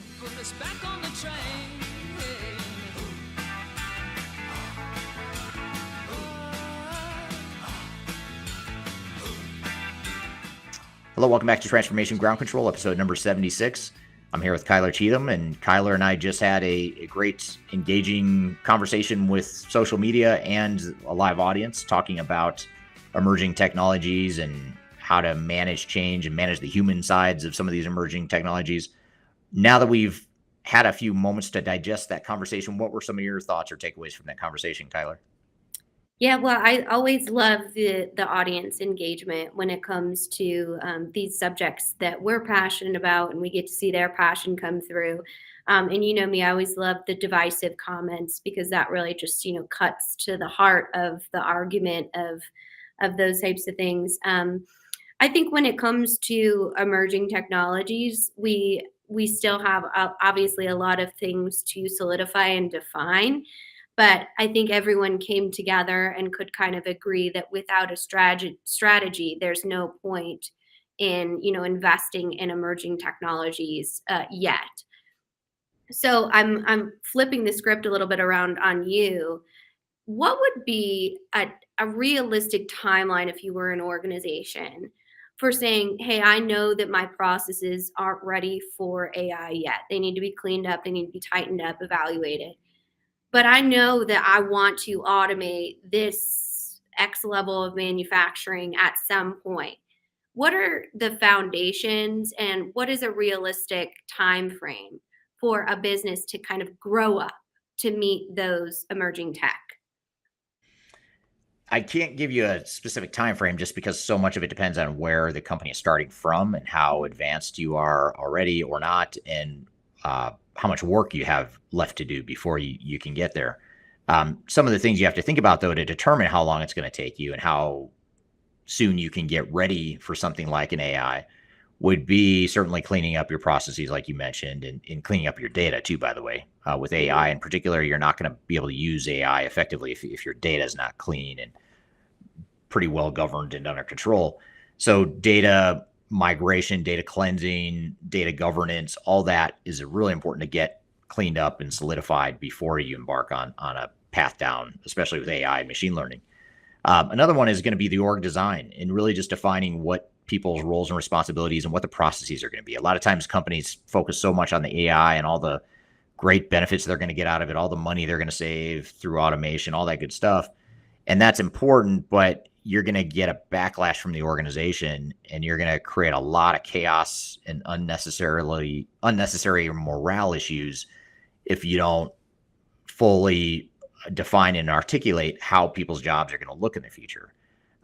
Too often what people say is, oh, great, we're going to automate your job so you don't have to do all the crappy work that you do now. Mm-hmm. Well, first of all, that's offensive because I've been doing this for 20 years and you're telling me my job is sort of manual and worthless or whatever, or that could be the perception at least. Second of all, that's really vague. That doesn't tell me what I'm going to do. What am I going to do with 50% of my time now that I'm using to track stuff in spreadsheets? You're telling me it's going to go away, but what am I going to do? And so you have to paint that vision instead of just saying, oh, well, you're not going to have to do as much manual stuff.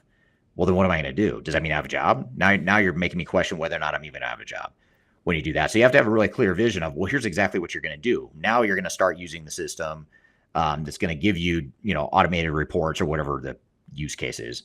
Automated reports that does stuff automatically that you used to have to manually capture. But now what you're going to do is you're going to go look for the exceptions. You're going to dig into problems or whatever the case may be. I'm making stuff up on the fly here, but you have to define what it is that person is going to do to replace the work that was once done manually and is now going to be done by emerging tech. So companies don't think that through very well in general. And that's part of why some of these emerging technologies aren't catching on as much as they should, is because employees and humans aren't excited enough about them because we've created our own resistance to change as a result of that.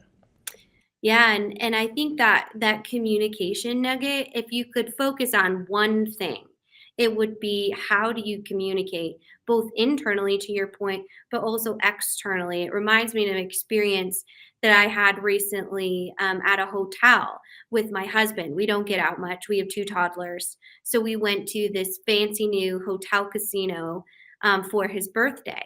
And the receptionist checking us in said, do you know how to work the elevators? And Adam answered, yes, you just swipe the card and it takes you to the floor, thinking of you go in, it's an access point, and you push the button. And she said, yes, that wasn't the experience at all. You swiped it at this kiosk outside of the elevators, and then it identified an elevator, took you to the appropriate floor based on the key that you put in, which was not at all what we thought it was, which was hilarious on our end, because we're two technology focused career people that could not figure out how to work an elevator. Right. But because of that communication, our experience wasn't exactly what the brand would have wanted. Right. It Right. was funny and silly for us. But imagine if we had our two kids with us and all of our stuff, and we couldn't figure out how to get to our room. That would have been a real challenging experience. And it's the same thing with any new internal technology. If you say things like, hey, Eric, your job is going to be automated, and I, as your manager, think that's awesome, but you, as Eric, here, oh, your job is going away, it's because I didn't effectively communicate with you of what that experience will look like. And so that, I think that's really crucial. And it's almost breaking it down to a conversation with a child, not at all saying like that's the intellectual level, but that allows you to identify any areas of misinterpretation that could exist and clarify. Yeah, absolutely. And that point of confusion and uncertainty, that's the stuff that derails tech adoption and digital transformations and automation initiatives in general. So I think that's super important and great points. Absolutely. Well, such a joy always to be on with our audience. And we do live streams every morning or every morning. I wish we did them every morning. I'm so excited about them. I like to do them every morning, but we do them every Tuesday morning. And then on Fridays as well for our Digital Stratosphere podcast. So we love to hear from our audience, all of our stakeholders. And when you do leave comments after that episode has aired, we still go in and answer you and interact with you. So thank you so much for all of the great collaboration in that stream. Yeah, absolutely. Thanks to everyone for joining that, and thank you, Kyler, for being on the hot seat or sharing the hot seat with me as you get these random, unexpected questions. That's the beauty and the stressful part at the same time of doing those live discussions, is that you don't know what's coming your way. So thanks for your help with that as well. And thanks to everyone who watches the show. And if you don't mind, actually, if you've watched the show, whether this is your first time or you've seen us in multiple episodes, if you don't mind, just give us a like on whatever platform you're watching. Give us a rating. That sort of thing really helps the algorithm, and it helps get the podcast out there to more people. So if you don't mind, just give us a like and a mention or a review of any sort. That helps us. So we really appreciate that in advance as well. So we appreciate everyone being here today. We're